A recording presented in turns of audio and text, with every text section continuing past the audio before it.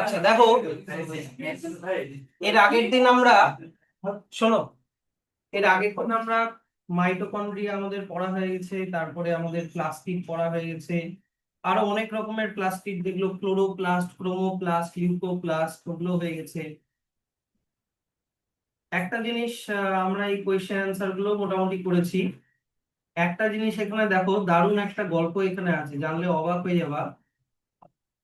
2010, very recently, 2010, একটা scientist আছে যার নাম জে ক্রেগ ভেন্টার, আর ওর টিম, ওরা একটা দারুণ জিনিস করেছিল। ওরা করেছিল কি, দেখো ভালো, ওরা একটা ব্যাকটেরিয়া নিল। ব্যাকটেরিয়াটার নাম হচ্ছে মাইকোপ্লাজমা মাইকোইডিস। সেই ব্যাকটেরিয়াটা থেকে ডিএনএ যেটা আছে, সেই ডিএনএ এর সিকোয়েন্সটা বের করলো। আমি তোমাদেরকে বলেছি না যে ডিএনএ এর মধ্যে কোড থাকে, হ্যাঁ কি না? তো এরকম ডিএনএ তো অনেক বড় হয়, মানে লম্বায় হচ্ছে আমাদের ডিএনএ, আমাদের হিউম্যানদের ডিএনএ অনেক বড় হয়, 10 মিটার লং হয় একটা সেলের। সেখানে আবার ব্যাকটেরিয়ার ডিএনএ একটু ছোট হবে, 2 মিটার লং। তো যাই হোক, তোমার, আমি বলছি যে তোমাদেরকে আমি কোড গুলো এইভাবে শিখেছিলাম, এ, বি, সি, আবার মনে করো এ, আবার মনে করো ডি, আবার মনে করো সি, সি, ডি, এরকম করে কোড ফর্মে থাকে জিনগুলো, তাই তো? আর এক একটা কোড এক একটা ক্যারেক্টারকে কোড করে। তো ওরা ওই কোডটাকে কি করলো, ক্র্যাক করলো বাই ইউজিং কম্পিউটার প্রোগ্রামিং। বুঝো কিন্তু ব্যাপারটা, ওরা কি করলো, প্রথমে একটা মাইকোপ্লাজমা মাইকোইডিস বলে একটা ব্যাকটেরিয়া নিল। সেই ব্যাকটেরিয়াটা থেকে ডিএনএটা বের করলো। তারপরে ডিএনএটার কোডিংটাকে ওরা ডিকোড করলো।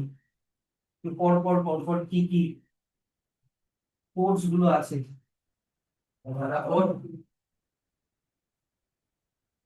পর পর কি কি তোমার সিকোয়েন্স গুলো আছে, ওটা ওরা কোড করে নিল। এবার কোড করার পরে ওরা করলো কি, সবাই এইদিকে ঘুরে যাও, ওরকম না, এইদিকে ঘুরো। ওরা করলো কি, ওরা একটা সিনথেটিক ডিএনএ বানালো। ওই যে যেই ব্যাকটেরিয়ার যে ডিএনএটা, ওর একটা কপি বানালো। বুঝা গেল? এবার ওরা কি করলো, ওরা এমন একটা ব্যাকটেরিয়া নিল, ওরা অন্য একটা ব্যাকটেরিয়া নিল, তারপরে ওই ব্যাকটেরিয়ার মধ্যে যেই জেনেটিক মেটেরিয়ালটা, এটা অন্য ব্যাকটেরিয়া, হ্যাঁ, এই জেনেটিক মেটেরিয়ালটাকে বের করে দিল। তার মানে রাখলো হচ্ছে শুধু সেলটা। জেনেটিক মেটেরিয়ালটা বের করে দিলে তার মানে আর জেনেটিক মেটেরিয়ালটা থাকলো না, এখানে ফাঁকা হয়ে গেল, নাকি না? আর ওরা নিজেরা যে ডিএনএটা বানিয়েছিল, এই মাইকোপ্লাজমা মাইকোইডিস এর ডিএনএর যে কপিটা বানিয়েছিল, সেই ডিএনএটাকে ঢুকিয়ে দিল এর মধ্যে, এর মধ্যে, এই ব্যাকটেরিয়াটার মধ্যে ঢুকিয়ে দিল।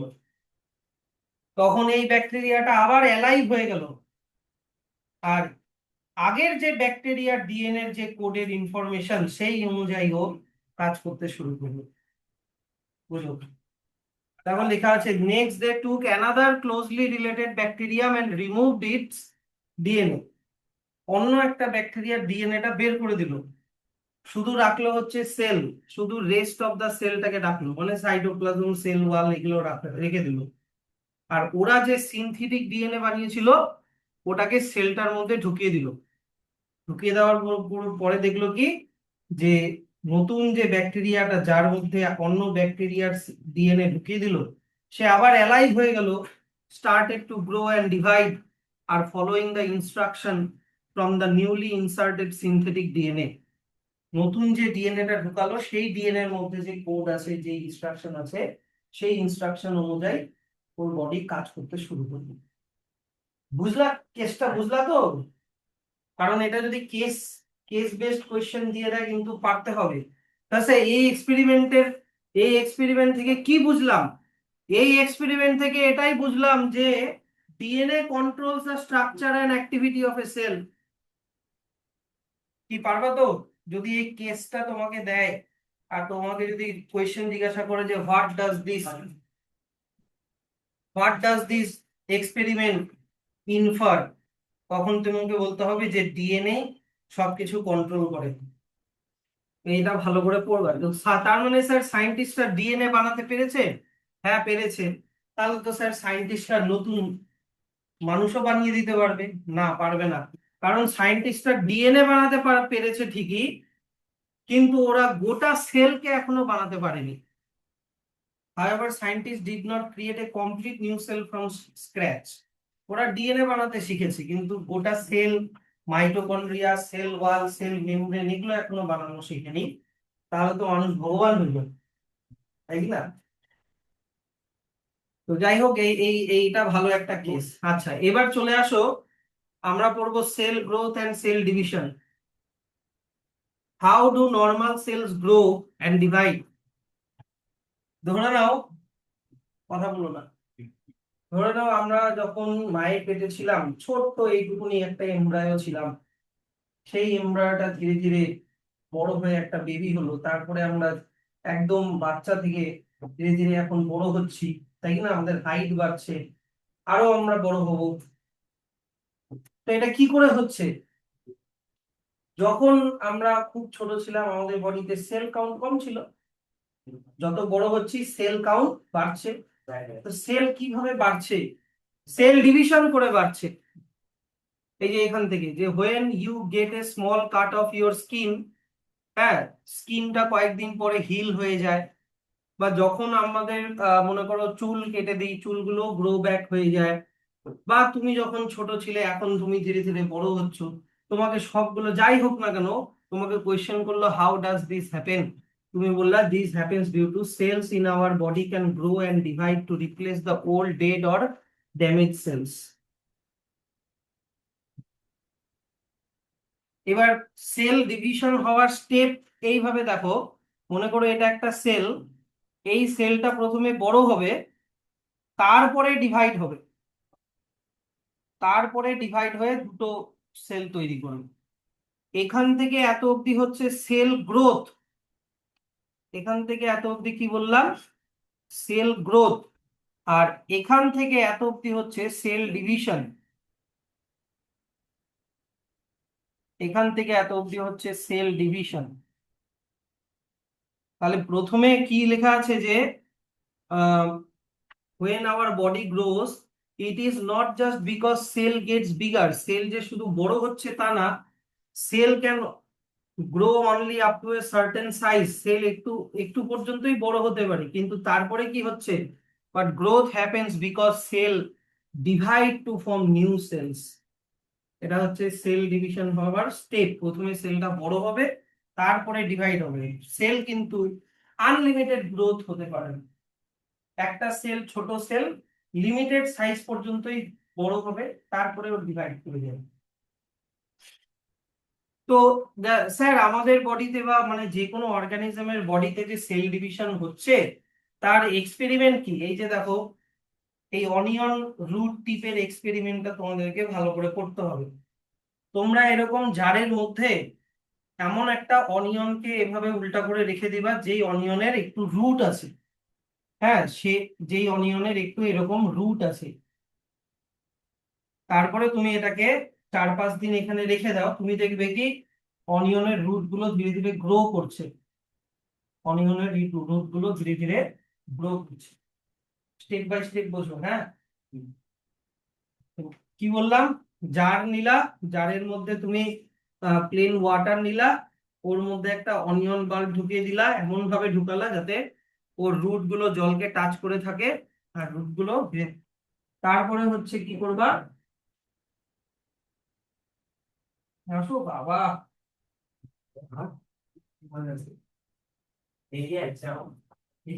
আচ্ছা তারপরে দেখো, কথা না, তারপরে তুমি কতদিন রাখবা? তুমি ওই রুটটাকে রাখবা 5 থেকে 6 দিন। এইদিকে রুটটা, তুমি এই সেটআপটাকে কয়দিন রাখবা এই অবস্থায়? 5-6 দিন রাখবা। রাখার পরে তোমাকে একটা কোয়েশ্চেন করেছে, do you observe the roots growing? তুমি বলবা ইয়েস। তাহলে রুট গ্রো হলো। এইবার যেটা আছে, যেই স্টেপ গুলা বলা আছে, ওটার কিন্তু ছবি দেওয়া নাই, তুমি এবার ইমাজিন করো কি বলছে। এবার তারপরে তুমি এই যে রুট গুলো গ্রো হলো, এই রুট গুলোর থেকে 2-3 সেন্টিমিটার করে কেটে নাও টিপ থেকে। তার 2 to 3 centimetre of the freshly grown root, তারপরে ওটাকে অ্যাসিটো অ্যালকোহলের মধ্যে ডুবিয়ে রাখো। স্যার অ্যাসিটো অ্যালকোহল কি? এদিকে দেখো, অ্যাসিটো অ্যালকোহল হচ্ছে গ্লাসিয়াল অ্যাসিটিক অ্যাসিড, আর ইথানলকে 1:3 রেশিওতে নিলে যে সলিউশনটা হয় সেটাকে বলে aceto alcohol. Sir glacial acetic acid কি? 100% অ্যাসিটিক অ্যাসিডকে গ্লাসিয়াল অ্যাসিটিক অ্যাসিড বলে। এবার ওটাকে কতক্ষণ রাখবো? ওটাকে অ্যাসিটো অ্যালকোহলের মধ্যে 24 আওয়ার্স রাখবো। 24 আওয়ার্স রাখার পরে তারপরে ওটাকে 70% ইথানলের মধ্যে আবার ট্রান্সফার করবো। ইথানলের মধ্যে কেন ট্রান্সফার করা হয়? প্রিজার্ভ করার জন্য, মানে সেলটার যাতে, সেলগুলোর যাতে কোনো ড্যামেজ না হয়। কি একটু ভিজুয়ালাইজ করতে পারছো তো স্টেপ গুলো? প্রথমে গ্রো করালা রুটটাকে 2-3 সেন্টিমিটার করে কেটে নিলা, কেটে নিয়ে তুমি অ্যাসিটো অ্যালকোহলের মধ্যে 24 আওয়ার্স রাখলা, তারপরে ওটাকে বের করে নিয়ে 70% ইথানলের মধ্যে রাখলা। রাখা হলো, রাখার পরে তারপরে হচ্ছে তুমি 2-1টা রুট নাও, নিয়ে ওগুলোকে জল দিয়ে একটু ধুয়ে নাও, ওয়াশ দেম ইন ওয়াটার। তারপরে ওটাকে একটা ক্লিন গ্লাস স্লাইডের উপরে রাখো। রাখার পরে তোমাকে করতে হবে কি, ওটার উপরে একটু ডাইলিউট হাইড্রোক্লোরিক অ্যাসিড দিতে হবে ওই রুট টিপ গুলোর মধ্যে। কেন দিতে হবে স্যার? যাতে ওরা একটু, এগুলো ওই রুট গুলো একটু সফট হয়ে যায়। তারপরে তুমি ওটাকে কি করবা, 10-15 মিনিট এরকম রাখার পরে তুমি ওটাকে জল দিয়ে রাইন্স করে নিলা, মানে ধুয়ে নিলা, হালকা ফ্লোতে ধুয়ে নিলা। তারপরে আবার ওটার মধ্যে 2-3 ড্রপ অ্যাসিটো কার্মাইন দাও। এটা কি স্যার? এটা হচ্ছে একটা স্টেইন, মানে কালার। তুমি যদি কালার না দাও, আগেও বলেছি, কালার না দিলে সেলগুলো কিন্তু মাইক্রোস্কোপের নিচে দেখা যাবে, সেলের কোনো কালার হয় না, ট্রান্সপারেন্ট। তো তোমাকে কালার দিতে হবে, কারণ যে কোনো কালার না, অ্যাসিটো কার্মাইন স্টেইন, এটা এক ধরনের অর্গানিক কালার। আমরা যেই কালার দিয়ে পেন্ট করি বা বাড়ি ঘর রং করার কালার, ওটা দিলে হবে না, এগুলাকে প্লেট সেলকে কালার করার অন্য স্টেইন হয়। আচ্ছা, কালারটা দেওয়ার পরে কতক্ষণ রাখবো স্যার? 5 to 10 মিনিটস রাখবো, যাতে ও কালারটাকে অ্যাবজর্ব করে। করার পরে এবার ওটাকে একটু গরম করব। ওই স্লাইডটাকে একটা স্পিরিট ল্যাম্পের উপরে ধরে, মানে এরকম করে ধরে একটু গরম করব। এই মোটামুটি 60 ডিগ্রি পর্যন্ত গরম করলেই হবে। গরম করার পরে তারপরে তোমাকে করতে হবে কি, এইবার তুমি এই যে মনে করো স্লাইডটা আছে, এই স্লাইডের উপরে মনে করো রুট টিপটা আছে, হ্যাঁ। এবার ওর উপরে একটা কভার স্লিপ এইভাবে চাপা দিতে হবে। দাঁড়াও, ওর উপরে তোমাকে একটা এরকম কভার স্লিপ এরকম করে এটার উপরে ঠিক করে চাপা দিতে হবে, যাতে গোটাটা যাতে এরকম করে বসে যায় এটার উপরে, যাতে, সরি সেকেন্ড, মনে করো এটা হচ্ছে রুট টিপ। এই রুট টিপের উপরে অন্য আর একটা ছোট্ট কাচের একটা কভার স্লিপ বলে, ওটা দিয়ে চাপা দিয়ে দিলাম। চাপা দিয়ে তোমাকে বুড়ো আঙ্গুল দিয়ে এটাকে একটু প্রেস করে দিতে হবে, কারণ অলরেডি রুটটা সফট হয়ে গেছে। তুমি যদি এটাকে একটু প্রেস করে দাও তাহলে এই রুটটা একটু চ্যাপ্টা হয়ে যাবে, বুঝলো তো? তাহলে তাহলে ওটাকে কভার স্লিপ দিয়ে চাপা দিলা, চাপা দেওয়ার পরে স্কোয়াশ করে দিলা, মানে একটু প্রেস করে দিলা, যাতে করে সেলগুলো ছড়িয়ে যায়। এইবার তুমি ওটাকে মাইক্রোস্কোপের নিচে দেখো। বুঝলা কতগুলা স্টেপ? স্টেপ গুলো কিন্তু কোনো কঠিন না, কিন্তু অনেকগুলো স্টেপ। কভার স্লিপের নিচে দেখলে তুমি এই রকম ধরনের ইমেজ দেখতে পাবা। কোন সেল এরকম স্টেজে আছে, কোন সেল এরকম স্টেজে আছে, কোন সেল, হ্যাঁ, মনে করো এইরকম স্টেজে আছে। আলাদা আলাদা স্টেজে আমরা দেখতে পাবো। দেখো, এই সেলের মধ্যে একটা নিউক্লিয়াস, হ্যাঁ কি না? এই সেলটার মধ্যে দেখো দুটা নিউক্লিয়াস, হ্যাঁ কি না? তার মানে এই সেলটা অলরেডি ডিভাইড হয়ে যাচ্ছে, মানে প্রায়। এখন খালি সাইটোপ্লাজমটা ডিভাইড হওয়া বাকি, নিউক্লিয়াসের ডিভিশনটা হয়ে গেছে। এখন সাইটোপ্লাজমটা ডিভাইড হলে ফুল সেল ডিভিশন হয়ে যাবে। এখানে নিউক্লিয়াসের ডিভিশন হচ্ছে, এই যে দেখো ক্রোমোজোম গুলো দুটো দুই দিকে হাফ হাফ করে চলে যাচ্ছে। নিউক্লিয়াসের মধ্যে কি থাকে? ক্রোম্যাটিন, হ্যাঁ কি না? আর ক্রোম্যাটিন গুলো পরে কি হয়ে যায় বলেছিলাম? ক্রোমোজোম হয়ে যায়। ওই ক্রোমোজোম গুলো হাফ হাফ হয়ে দুই দিকে চলে যাচ্ছে। তো এইরকম এটা হচ্ছে একটু লো ম্যাগনিফিকেশন ভিউতে দেখাচ্ছে, আর এটা একটু হাই ম্যাগনিফিকেশন ভিউতে দেখাচ্ছে। তাহলে এরকম করলে তুমি সেল ডিভিশনের বিভিন্ন স্টেজ দেখতে পাবা, যে স্টেজ গুলো আমি আজকে পড়াবো। হ্যাঁ, এটাকে যেমন বলে অ্যানাফেজ, এই স্টেজটাকে বলে হচ্ছে অ্যানাফেজ। হুম, PHAAC, অ্যানাফেজ বলে। আর নাই বইতে, তোমাদের লাগবেও না, এত কঠিন কিছু কঠিন কঠিন লাগবেও না। এই সেলটাকে এইটাকে বলে হচ্ছে টেলোফেজ। এই এই স্টেপ এই ফেজটাকে বলে হচ্ছে টেলোফেজ। এরকম বিভিন্ন রকমের ফেজ হয়, সেল ডিভিশনের বিভিন্ন রকমের ফেজ হয়। তো এই ফেজ গুলো আমরা এখন দেখব। তাহলে তুমি এক্সপেরিমেন্টটা করলা, করে দেওয়ার পরে তোমাকে এখন কোয়েশ্চেন করেছে কি, যে what do you observe the cells of the onion root tip? Yes. Are they similar in structure? No, কারণ কেউ কেউ ডিভাইড করছে, কেউ কেউ ডিভিশন হয়ে গেছে এরকম। Do you find any structural differences in this cells? Yes. If yes, what is source? Difference in the structure of nucleus and chromosome. Difference in structure of nucleus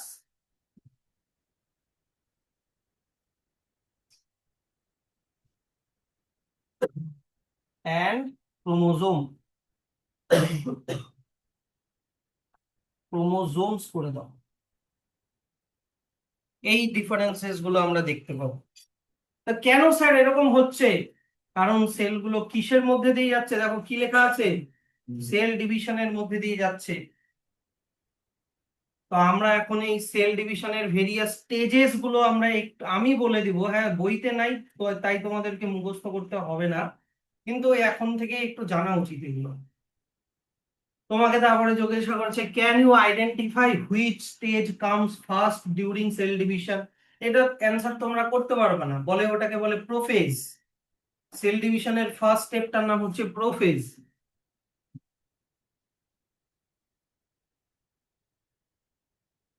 আচ্ছা, তারপরে দেখো sir, difference between cell division in prokaryotic and eukaryotic cell. দেখো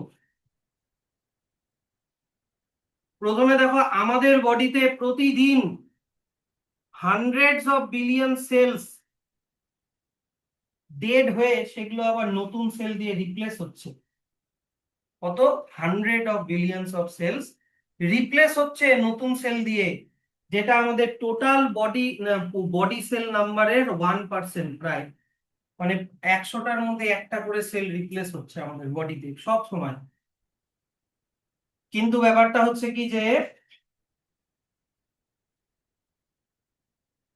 prokaryotic cell, both prokaryotic and eukaryotic cell divide, but eukaryotic cells divide in a more controlled and orderly manner by a process called cell cycle.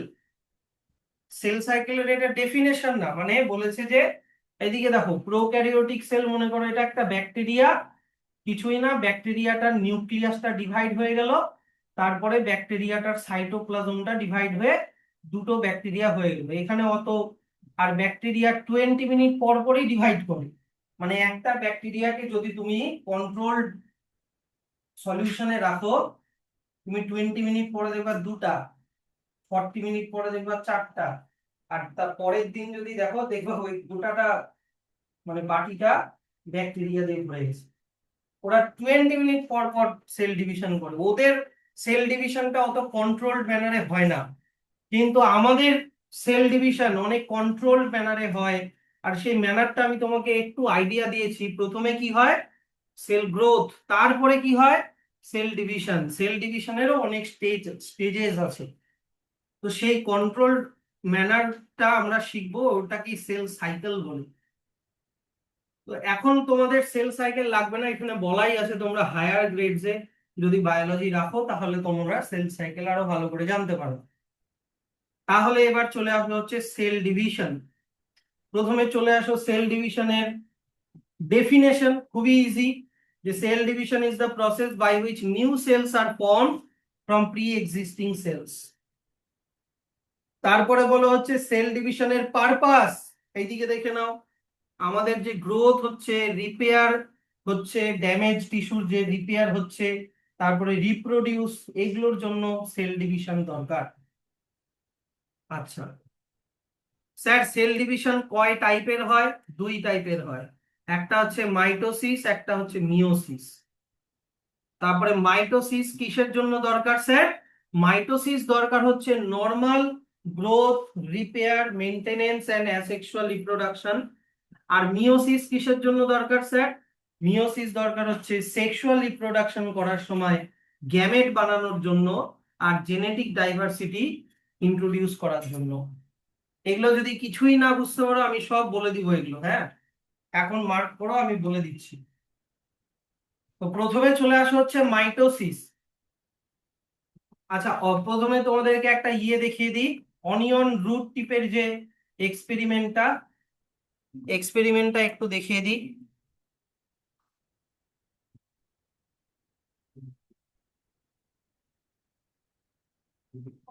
এই যে দেখো onion root টিপের যে এক্সপেরিমেন্টটা তোমরা Let's start with the apparatus that শিখলা। we will be needing an onion. Now this onion has been kept like this for around. কথা বললে কি শুনবো, শিখবা এদিকে তাকাও। এগুলো ওই যে যেই যেই কেমিক্যাল গুলো যেগুলো বইতে লেখা আছে ওগুলো, অ্যাসিটো, অ্যালকোহল, এই যে ল্যাম্প, কি কি লাগছে সব, গ্লাস লাইট, কভার স্লিপ, এগুলো সব যা যা লাগা, মানে ছোট ছোট কাটাকাটি করার জন্য যা লাগবে সব এগুলো নিচ্ছ। এই যে এরকম একটা অনিয়ন নিতে হবে, নিয়ে গ্রো করিয়ে তোমাকে হচ্ছে এরকম এখান থেকে 2-3 সেন্টিমিটারের রুট টিপ এরকম 2-4টা কেটে নিতে হবে। কেটে নিয়ে তারপরে যা যা প্রসেস বলা আছে ওই প্রসেস গুলো করতে হবে, যে অ্যাসিটিক অ্যাসিড সলিউশন বা অ্যাসিটো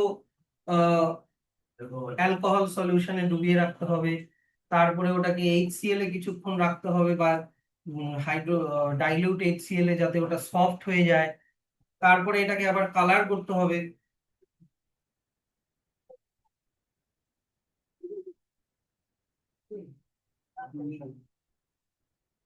তোমাদের এটা ক্লাস 12-এ যদি বায়োলজি থাকে তোমাদের, তোমাদের এটা প্র্যাকটিক্যালে করতে হবে এক্সামের সময়।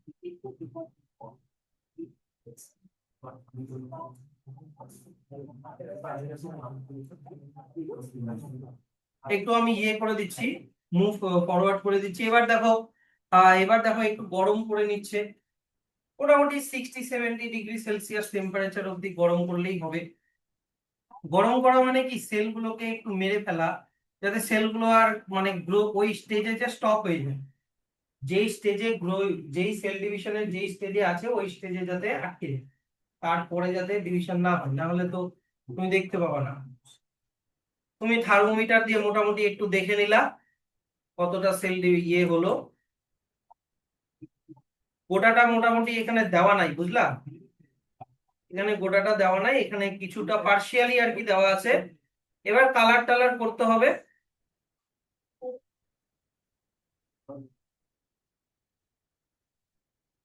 হ্যাঁ এই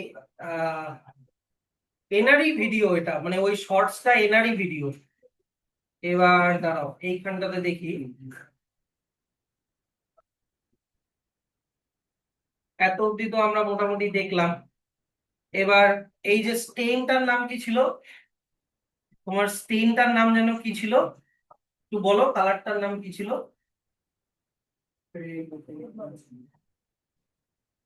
স্টেইনটার নাম কি? হ্যাঁ, ওই স্টেইনের মধ্যে কালার টালার করে নিয়ে এই যে তুমি একটা গ্লাস স্লাইডের উপরে রাখলা,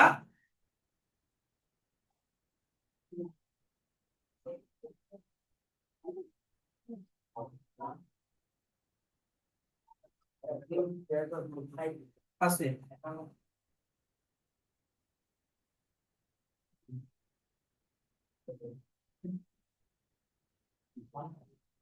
এই যে রাখার পরে এই যে দেখো কভার স্লিপ দিয়ে চাপা দিয়ে দিচ্ছে রুটটা, এমন ভাবে দিতে হবে যাতে ভিতরে কোনো এয়ার বাবল না থাকে, না হলে কিন্তু তুমি সেলগুলো দেখতে পাবা না। এয়ার বাবলই দেখতে পাবা তখন মাইক্রোস্কোপের নিচে। খুব সাবধানে রাখতে হবে। তারপরে আবার তোমাকে এটাকে স্কোয়াশ করে দিতে হবে একটা তোমার থাম্ব দিয়ে, না হলে একটা পেন্সিলের পেছন দিক দিয়ে এটাকে একটু স্কোয়াশ করে দিতে হবে, যাতে ইয়েগুলো ছড়িয়ে যায়, কি বলতো, সেলগুলো যাতে ছড়িয়ে যায়।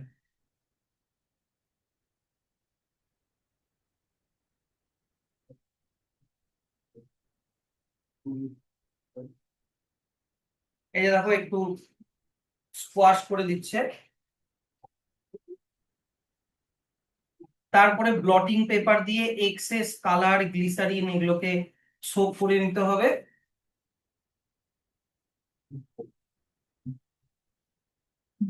এনিওয়ে যাই হোক, মানে তারপরে তোমাকে হচ্ছে এটা মাইক্রোস্কোপের নিচে ঠিক করে দেখে নিতে হবে। এই যে দেখো অনিয়নের সেল ডিভিশনের ভেরিয়াস স্টেজেস গুলো, এই যে এটার নাম হচ্ছে অ্যানাফেজ। দেখো ক্রোমোজোম গুলো দুই দিকে চলে যাচ্ছে। এটা হচ্ছে তোমার মেটাফেজ। এগুলো এগুলো নাই তোমাদের বইতে, বাট আমি তাও একটু বলে দেবো। ভেরিয়াস সেল গুলো, ডিভিশন গুলো দেখা যাচ্ছে।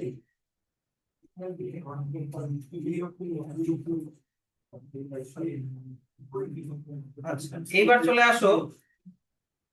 তাহলে সেল ডিভিশন দুই রকমের হয়, একটা হচ্ছে মাইটোসিস, একটা হচ্ছে মিওসিস। প্রথমে আমরা মাইটোসিসটা পড়ি।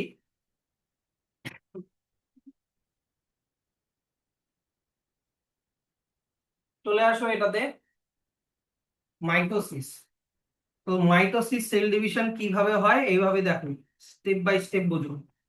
মনে করো এটা হচ্ছে একটা সেল। এই সেলটা ভিতরে নিউক্লিয়াস আছে, আর নিউক্লিয়াসের ভিতরে এটা মনে করো ক্রোমাটিন, ডিএনএ। এবার এই সেলটা ধীরে ধীরে গ্রো করবে। গ্রো করবে, ওর নিউক্লিয়াসের মধ্যে যে ডিএনএর অ্যামাউন্টও ডাবল হয়ে যাবে। এখান থেকে এইটুকুনি স্টেজকে বলে ইন্টারফেজ। এটাকে কি বলে? ইন্টারফেজ। তোমার লাগবে না, তুমি খালি শোনো গল্পটা। ইন্টারফেজে মেইনলি গ্রোথ হয়, সেলের গ্রোথ হয়, আর ভেরিয়াস যা যা তোমার নেসেসারি সেল অর্গানেল গুলো দরকার পড়ে এক্সট্রা, সেগুলো তৈরি করে।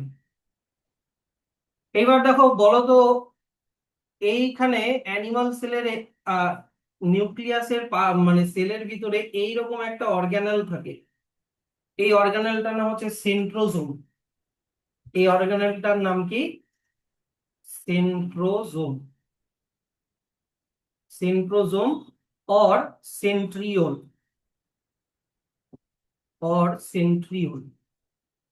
বুঝা গেল ব্যাপারটা? এইবার হবে কি, এই সেলটার নিউক্লিয়ার মেমব্রেনটা ধীরে ধীরে ডিসলভ হতে থাকবে। এই যে নিউক্লিয়ার মেমব্রেনটা ধীরে ধীরে, যে নিউক্লিয়াসের বাইরে যে মেমব্রেনটা আছে ওটা সরে যাবে। আর এই যে নিউক্লিওলাস যে থাকে, এই নিউক্লিওলাসও ডিসঅ্যাপিয়ার হতে থাকে। বুঝলা তো?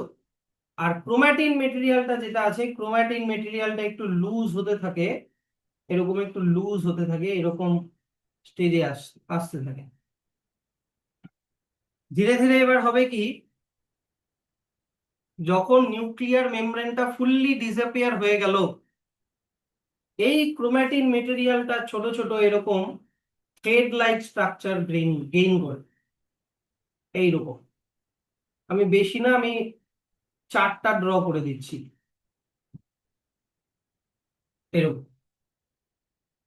আর একটু পরেই, তার কিছুক্ষণ পরেই, এই ক্রোমাটিন মেটেরিয়ালের টুকরোগুলো এই রকম শেপ নিয়ে নেয়। কি বুঝলা? বলো তো এগুলোকে কি বলে? ক্রোমোজোম। তাহলে ক্রোমাটিনটা কি হয়ে গেল? ক্রোমোজোম হয়ে গেল।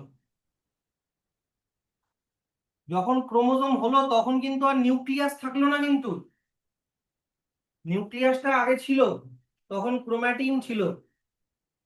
ধীরে ধীরে নিউক্লিয়াস চলে যেতে শুরু করলো, আর ক্রোমাটিনটা ক্রোমোজোমে কনভার্ট হয়ে গেল।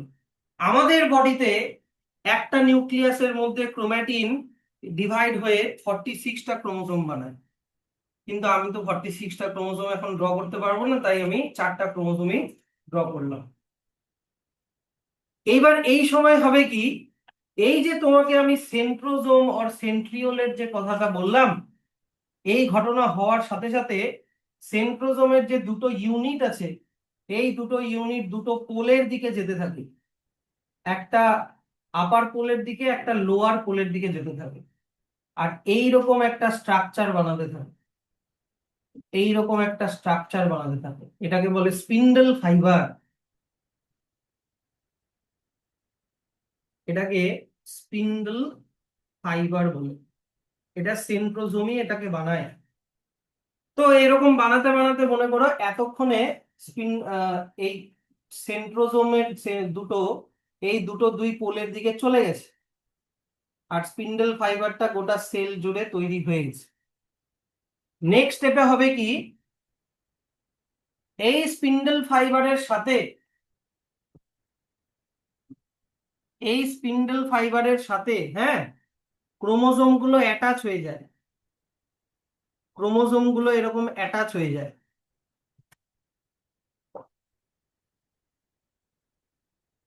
চারটা ক্রোমোজোম ড্র করেছিলাম তাই। তো মোটামুটি তোমার এখান থেকে, মানে এখান থেকে এত অব্দি এটাকে বলে প্রোফেজ, এখান থেকে এত অব্দি কি বলে, প্রোফেজ। নিউক্লিয়াসটা চলে যাচ্ছে, ওখান থেকে শুরু করে ক্রোমোজোম গুলো এমনি ছড়িয়ে ছিটিয়ে আছে, এটা প্রোফেজ। যখনই ক্রোমোজোম গুলো সেলের ইকুইটোরিয়াল রিজিয়নে এরকম করে একটা লাইনে অ্যারেঞ্জ হয়ে যায়, তখন ওটাকে বলে মেটাফেজ। তখন ওটাকে কি বলে, মেটাফেজ। বুঝলা তো? তারপরে হবে কি, এবার এই যে স্পিন্ডল ফাইবার আছে, এই স্পিন্ডল ফাইবার দুই দিকে ছোট হয়, মানে ক্রোমোজোমকে দুই দিকে টানে, টানলে ক্রোমোজোম গুলো মাঝখান থেকে ছিঁড়ে যায়। তাহলে যদি ছিঁড়ে যায় তাহলে ক্রোমোজোম গুলো হাফ এইদিকে আসবে, ক্রোমোজোমের হাফ এইদিকে আসলো, বুঝা গেল, আর হাফ এইদিকে আসবে।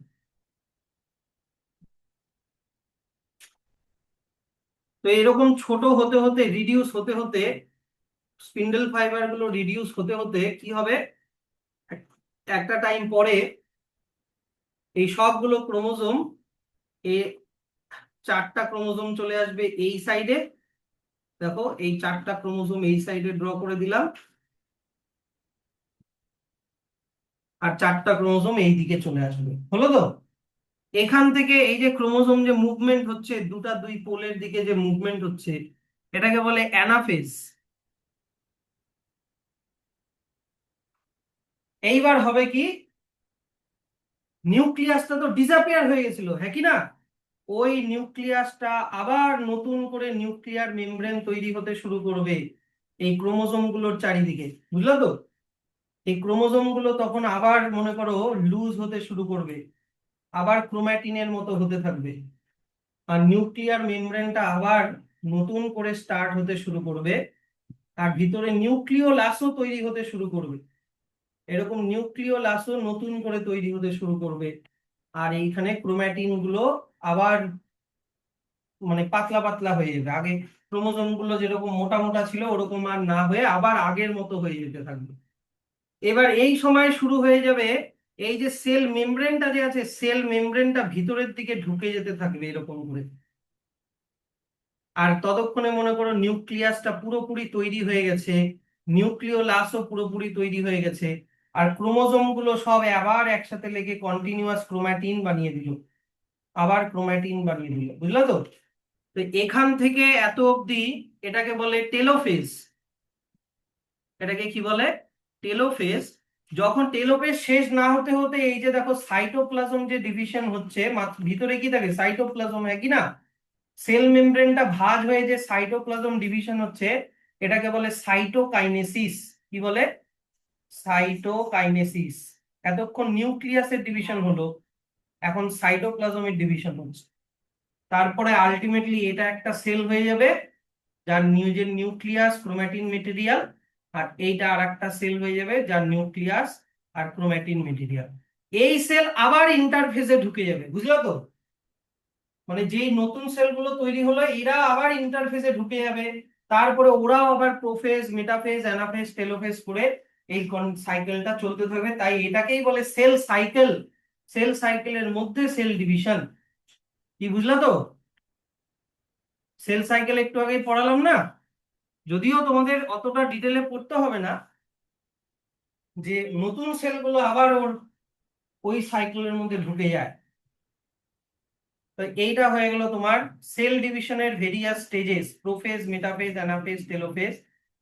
তো মনে করো আমি বললাম যে এই যে এই এই একদম শুরু থেকে যেই সেলটা থেকে সেল ডিভিশন শুরু হলো, এটাকে যদি আমি বলি মাদার সেল,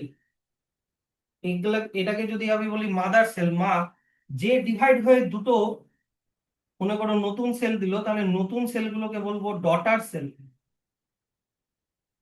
নতুন সেলগুলোকে কি বলবো? এটাও একটা ডটার সেল, এটাও একটা ডটার সেল। স্যার মাদার আর ডটার কেন, ফাদার আর সন কেন? কারণ এরা জন্ম দিচ্ছে, নতুন সেল জন্ম দিচ্ছে, এবার জন্ম দেওয়ার জন্য এদেরকে মাদার মানে ফেমিনিন জেন্ডার দেওয়া হয়েছে। এনিওয়ে, কি বুঝলো তো? তো আমি বলছি ধরে নাও মাদার সেলের মধ্যে 10 মনে করো 20 গ্রাম ডিএনএ আছে। কথাটা বোঝো? আমি এটা ভালো করে মানে ইজি করে বোঝানোর জন্য আমি গ্রাম দিয়ে বললাম। কি বললাম? মাদার সেলের মধ্যে কি বললাম? 20 গ্রাম ডিএনএ আছে, হ্যাঁ। তো যখন ইন্টারফেজের মধ্যে দিয়ে যাবে কিনা, তখন ওটা 40 গ্রাম ডিএনএ হয়ে যাবে। তাহলে 40 গ্রাম ডিএনএ হাফ গেল এখানে, হাফ গেল এখানে। তাহলে ডটার সেলগুলোর মধ্যে কত গ্রাম করে ডিএনএ হলো? 20 গ্রাম করেই ডিএনএ হলো। Yes or no? তো মনে রাখবা মাইটোসিস সেল ডিভিশনে মাদার সেলের মধ্যে যেই অ্যামাউন্ট ডিএনএ থাকে, ডটার সেলগুলোর মধ্যেও সেই অ্যামাউন্ট ডিএনএ থাকে। আর এটা খুবই দরকার। স্যার মাইটোসিস কোথায় হয়? তোমার চুলে হয়, তোমার স্কিনে হয়, হ্যাঁ, তোমার বডির ভিতরের ইন্টারনাল অর্গানগুলোতে হয়, গ্রোথ হয়, সব এগুলো মাইটোসিস সেল ডিভিশন। কি বলো, পারবা কিনা বলো? এবার দেখে নাও বইতে কি আছে। এই যে দেখো বইতে কি এরকম করে মাদার সেলের মধ্যে দুটো ক্রোমোজোম, দেখো ডটার সেলগুলোর মধ্যেও দুটো দুটো করে ক্রোমোজোম, কিন্তু তার আগে এই দুটোকে চারটা করতে হবে, বুঝলা? মানে 20 গ্রাম থেকে আগে 40 গ্রাম বানাতে হবে। ওটা যে যেমন বইতে আছে তেমনই থাকুক, এখন আর ওগুলো নিয়ে গিয়ে করে লাভ নেই। তাহলে দেখো মাইটোসিস কি হচ্ছে, তোমরা ক্লাস 8-এ যে রিপ্রোডাকশন পড়েছো, যখন একটা এগ যখন ফার্টিলাইজ হয়, তখন ওটা হয়ে যায় জাইগোট, হ্যাঁ কি না? জাইগোটটারই তারপরে সেল ডিভিশন হবে, সেল ডিভিশন হয়ে এমব্রায়ো, এমব্রায়ো হয়ে ধীরে ধীরে সাইজ ইনক্রিজ হতে হতে ওটা একটা বড় একটা বেবি হবে। তারপরে ওই বেবিটার আরো গ্রোথ হবে। এগুলো সব হচ্ছে মাইটোসিস সেল ডিভিশনের মধ্যে দিয়ে। আর আমি তোমাদেরকে এখনই কি বললাম বলো তো? মাইটোসিস সেল ডিভিশনে যদি মাদার সেলের মধ্যে 20 গ্রাম ডিএনএ থাকে, ডটার সেলগুলোর মধ্যেও কত গ্রাম করে থাকবে? 20 গ্রাম করেই থাকবে। মানে এটা গ্রামে বলছি, এরকম হয় না ব্যাপারটা, তাও তোমরা এইভাবেই বুঝে যাবা। Mitosis produces two genetically identical daughter cell from one parent cell. Each new cells get the same DNA and the same number of chromosomes as the parent cell. মানে প্যারেন্ট সেলের মধ্যে যতগুলো ডিএনএ, যতগুলো ক্রোমোজোম, ততগুলোই ডটার সেলের মধ্যে থাকে। Parent সেলের মধ্যে যা ডিএনএ, সেম ডিএনএ ডটার সেলগুলোর মধ্যে আসে, যাতে করে আমাদের গোটা বডির সব সেলের মধ্যে সেম জেনেটিক ইনফরমেশন থাকে। This ensures the genetic information is largely maintained across the body. খুব ইম্পর্টেন্ট এইটা, এই লাস্টের লাইনটা। দেখা গেল মাইটোসিস ঠিক করে হচ্ছে না, তোমার চুলের সেলের ডিএনএ নাম্বার আলাদা, চুলের সেলগুলোর মধ্যে 25 গ্রাম করে ডিএনএ, তোমার স্কিনের সেলের মধ্যে 50 গ্রাম করে ডিএনএ, ওরকম হয় না। আমাদের গোটা বডিতে যত সেল আছে সব সেলে সেম অ্যামাউন্টস অফ ডিএনএ থাকবে বডি সেলের মধ্যে। কি বুঝলা ব্যাপারটা? এবার হয়ে গেল তোমার মাইটোসিস। দেখো এখানে কি প্রোফেজ, মেটাফেজ, অ্যানাফেজ, টেলোফেজ কিছু কি আছে? তাহলে জিনিসটা কি সব কঠিন বলো তো? তোমাকে খালি ওই ছবিটা মনে রাখতে হবে। এবার চলে আসো হচ্ছে মিওসিস। এবার মিওসিস কি রকম করে হয় দেখো। মনে করো, দেখো মনে করো এটা হচ্ছে একটা সেল। ওই সেলের মধ্যে এটা ভাবো নিউক্লিয়াস, নিউক্লিয়াসের মধ্যে ক্রোমাটিন। আমি এটার আর ইন্টারফেস বললাম না, ধরে নাও এটা ইন্টারফেস হয়ে গেছে। এবার হবে কি, এই সেলটার এদিকে দেখো, এই সেলটার মধ্যে মনে করো এই ক্রোমাটিন নিউক্লিয়াসটা মনে করো ডিসঅ্যাপিয়ার হয়ে গেল, নিউক্লিওলাস ডিসঅ্যাপিয়ার হয়ে গেল, আর ক্রোমাটিনটা দিয়ে মনে করো 4টা ক্রোমোজোম বানালো। কয়টা ক্রোমোজোম বানালো? 4টা ক্রোমোজোম বানালো। হ্যাঁ, এই ক্রোমোজোম গুলোর আমি নাম্বারিং করছি। 1 নাম্বার ক্রোমোজোম 2টা থাকবে, 2 নাম্বার ক্রোমোজোম 2টা থাকবে। আমাদের সবগুলো ক্রোমোজোম না দুটা দুটা করে থাকে। কেন স্যার আমরা আমাদের মধ্যে একই ক্রোমোজোম দুটা করে কেন থাকে? কারণ একটা সেট পাই আমরা বাবার থেকে, আর একটা সেট পাই আমরা মায়ের থেকে। বাবার থেকে পাই থ্রু স্পার্ম, আর মায়ের থেকে পাই থ্রু ওভাম। সেই জন্য সবগুলো ক্রোমোজোম দুটা করে থাকে। তো ভালো কথা। এইবার হবে কি, ওই যে স্পিন্ডেল ফাইবার টাইবার তৈরি হয়ে প্রথমে দুটো সেল হবে, কিন্তু এই দুটো সেলের মধ্যে একটা ইউনিক ব্যাপার হবে যে এখানে যে ক্রোমোজোমের পেয়ার গুলো, এই পেয়ার গুলো ব্রেক হয়ে যাবে। মানে দুটা 1 নাম্বার ক্রোমোজোম, একটা যাবে এই সেলে, বুঝলো তো, আর একটা 1 নাম্বার যাবে এই সেলে। একটা 2 নাম্বার ক্রোমোজোম যাবে এই সেলে, আর একটা 2 নাম্বার ক্রোমোজোম যাবে এই সেলে। বুঝলা ব্যাপারটা? তাহলে এখানে ক্রোমোজোম নাম্বার অরিজিনাল মাদারের সেলের থেকে হাফ হয়ে যাচ্ছে কিন্তু। বুঝলা তো? এইবার হবে কি, তারপরে এই সেলটা আবার ডিভাইড হয়ে দুটো সেল হবে, আর এই সেলটা আবার ডিভাইড হয়ে দুটো সেল হবে। কিন্তু যখন হবে তখন কি হবে, এই ক্রোমোজোম গুলো এবার ক্রোমোজোমের যে সিস্টার ক্রোমাটিড এগুলো হাফ হয়ে যাবে। 1 নাম্বারের হাফ যাবে এখানে, হাফ যাবে এখানে, এই 2 নাম্বারের হাফ যাবে এখানে, বুঝলো তো, হাফ যাবে এখানে। এখানে আবার 1 নাম্বারের হাফ যাবে এখানে, হাফ যাবে এখানে, 2 নাম্বারের আবার হাফ যাবে এখানে, হাফ যাবে এখানে। তার মানে মিওসিস সেল ডিভিশন দুটা স্টেপে হয়। এইটা হচ্ছে মিওসিস 1, এইটা কি বললাম মিওসিস 1, আর এইটা হচ্ছে তোমার মিওসিস 2। এটাকে কি বলবো? মিওসিস 2। তাহলে মিওসিস 1 এর আগে বলো সেলটার মধ্যে কটা ক্রোমোজোম ছিল? 4টা ক্রোমোজোম ছিল। কিন্তু মিওসিস 1 হওয়ার পরে কটা করে ক্রোমোজোম হয়ে গেল? দুটা করে। আর মিওসিস 2 হওয়ার পরেও কটা করেই আছে? দুটা করেই আছে। আমি কিন্তু এখন খুব ইম্পর্টেন্ট কথা একটা বলবো। তার মানে ক্রোমোজোম নাম্বার 4 থেকে হাফ হয়ে 2 হয়ে গেল মিওসিস 1 হওয়ার সময়, হ্যাঁ কি না? কমে গেল। তাই মিওসিস 1 কে বলে রিডাকশনাল ডিভিশন। কি বলে? Reductional division. কারণ ওখানে ক্রোমোজোম নাম্বার রিডিউস হয়ে যাচ্ছে, হাফ হয়ে যাচ্ছে, তাই ওটাকে রিডাকশনাল ডিভিশন বলে। অন দি আদার হ্যান্ড, পরের মিওসিসে মানে মিওসিস 2 তে 2 থেকে 2ই আছে, ইয়েস অর নো? ওখানে কি কমছে? কমছে না, ওখানে শুধু ক্রোমাটিড হাফ হয়ে যাচ্ছে। তাই এটাকে বলে ইকুয়েশনাল ডিভিশন। কি বলে? ইকুয়েশনাল, মানে যেহেতু ইকুয়াল আছে তাই বলে ইকুয়েশনাল ডিভিশন। কি পারবা তো? আর এটা কিন্তু বইতে লেখা আছে। এবার তার মানে স্যার যদি তার মানে এখানে যদি 20 গ্রাম ক্রোমোজোম, 20 গ্রাম ডিএনএ থাকে মাদার সেলের মধ্যে, মাদার সেলের মধ্যে যদি 20 গ্রাম ডিএনএ থাকে, তাহলে ডটার সেলগুলোর মধ্যে কত গ্রাম করে হবে বলো? 10 গ্রাম করে হবে। কিন্তু মাদার সেলের মধ্যে হবে 10 গ্রাম করে। স্যার আমরা এরকম সেল কেন বানাই যেই সেলগুলোর মধ্যে ডিএনএ বা ক্রোমোজোম নাম্বার হাফ হয়ে গেল? কেন বানাই? এগুলো হচ্ছে তোমার ছেলেদের মধ্যে হলে এটা এই সেলগুলো হয়ে গেল স্পার্ম, কি বুঝলা? আর মেয়েদের মধ্যে হলে এই সেলগুলো হয়ে গেল ওভাম, বুঝলা? মানে গ্যামেট বানানোর সময় স্পার্ম আর ওভামকে কি বলে? গ্যামেট। তো গ্যামেট বানানোর জন্য আমরা এই রকম সেল ডিভিশন করি। কেন করি স্যার, কেন করি? দেখে নাও কেন করি। ধরে নাও একজন মাদার আছে আর একজন মনে করো ফাদার আছে।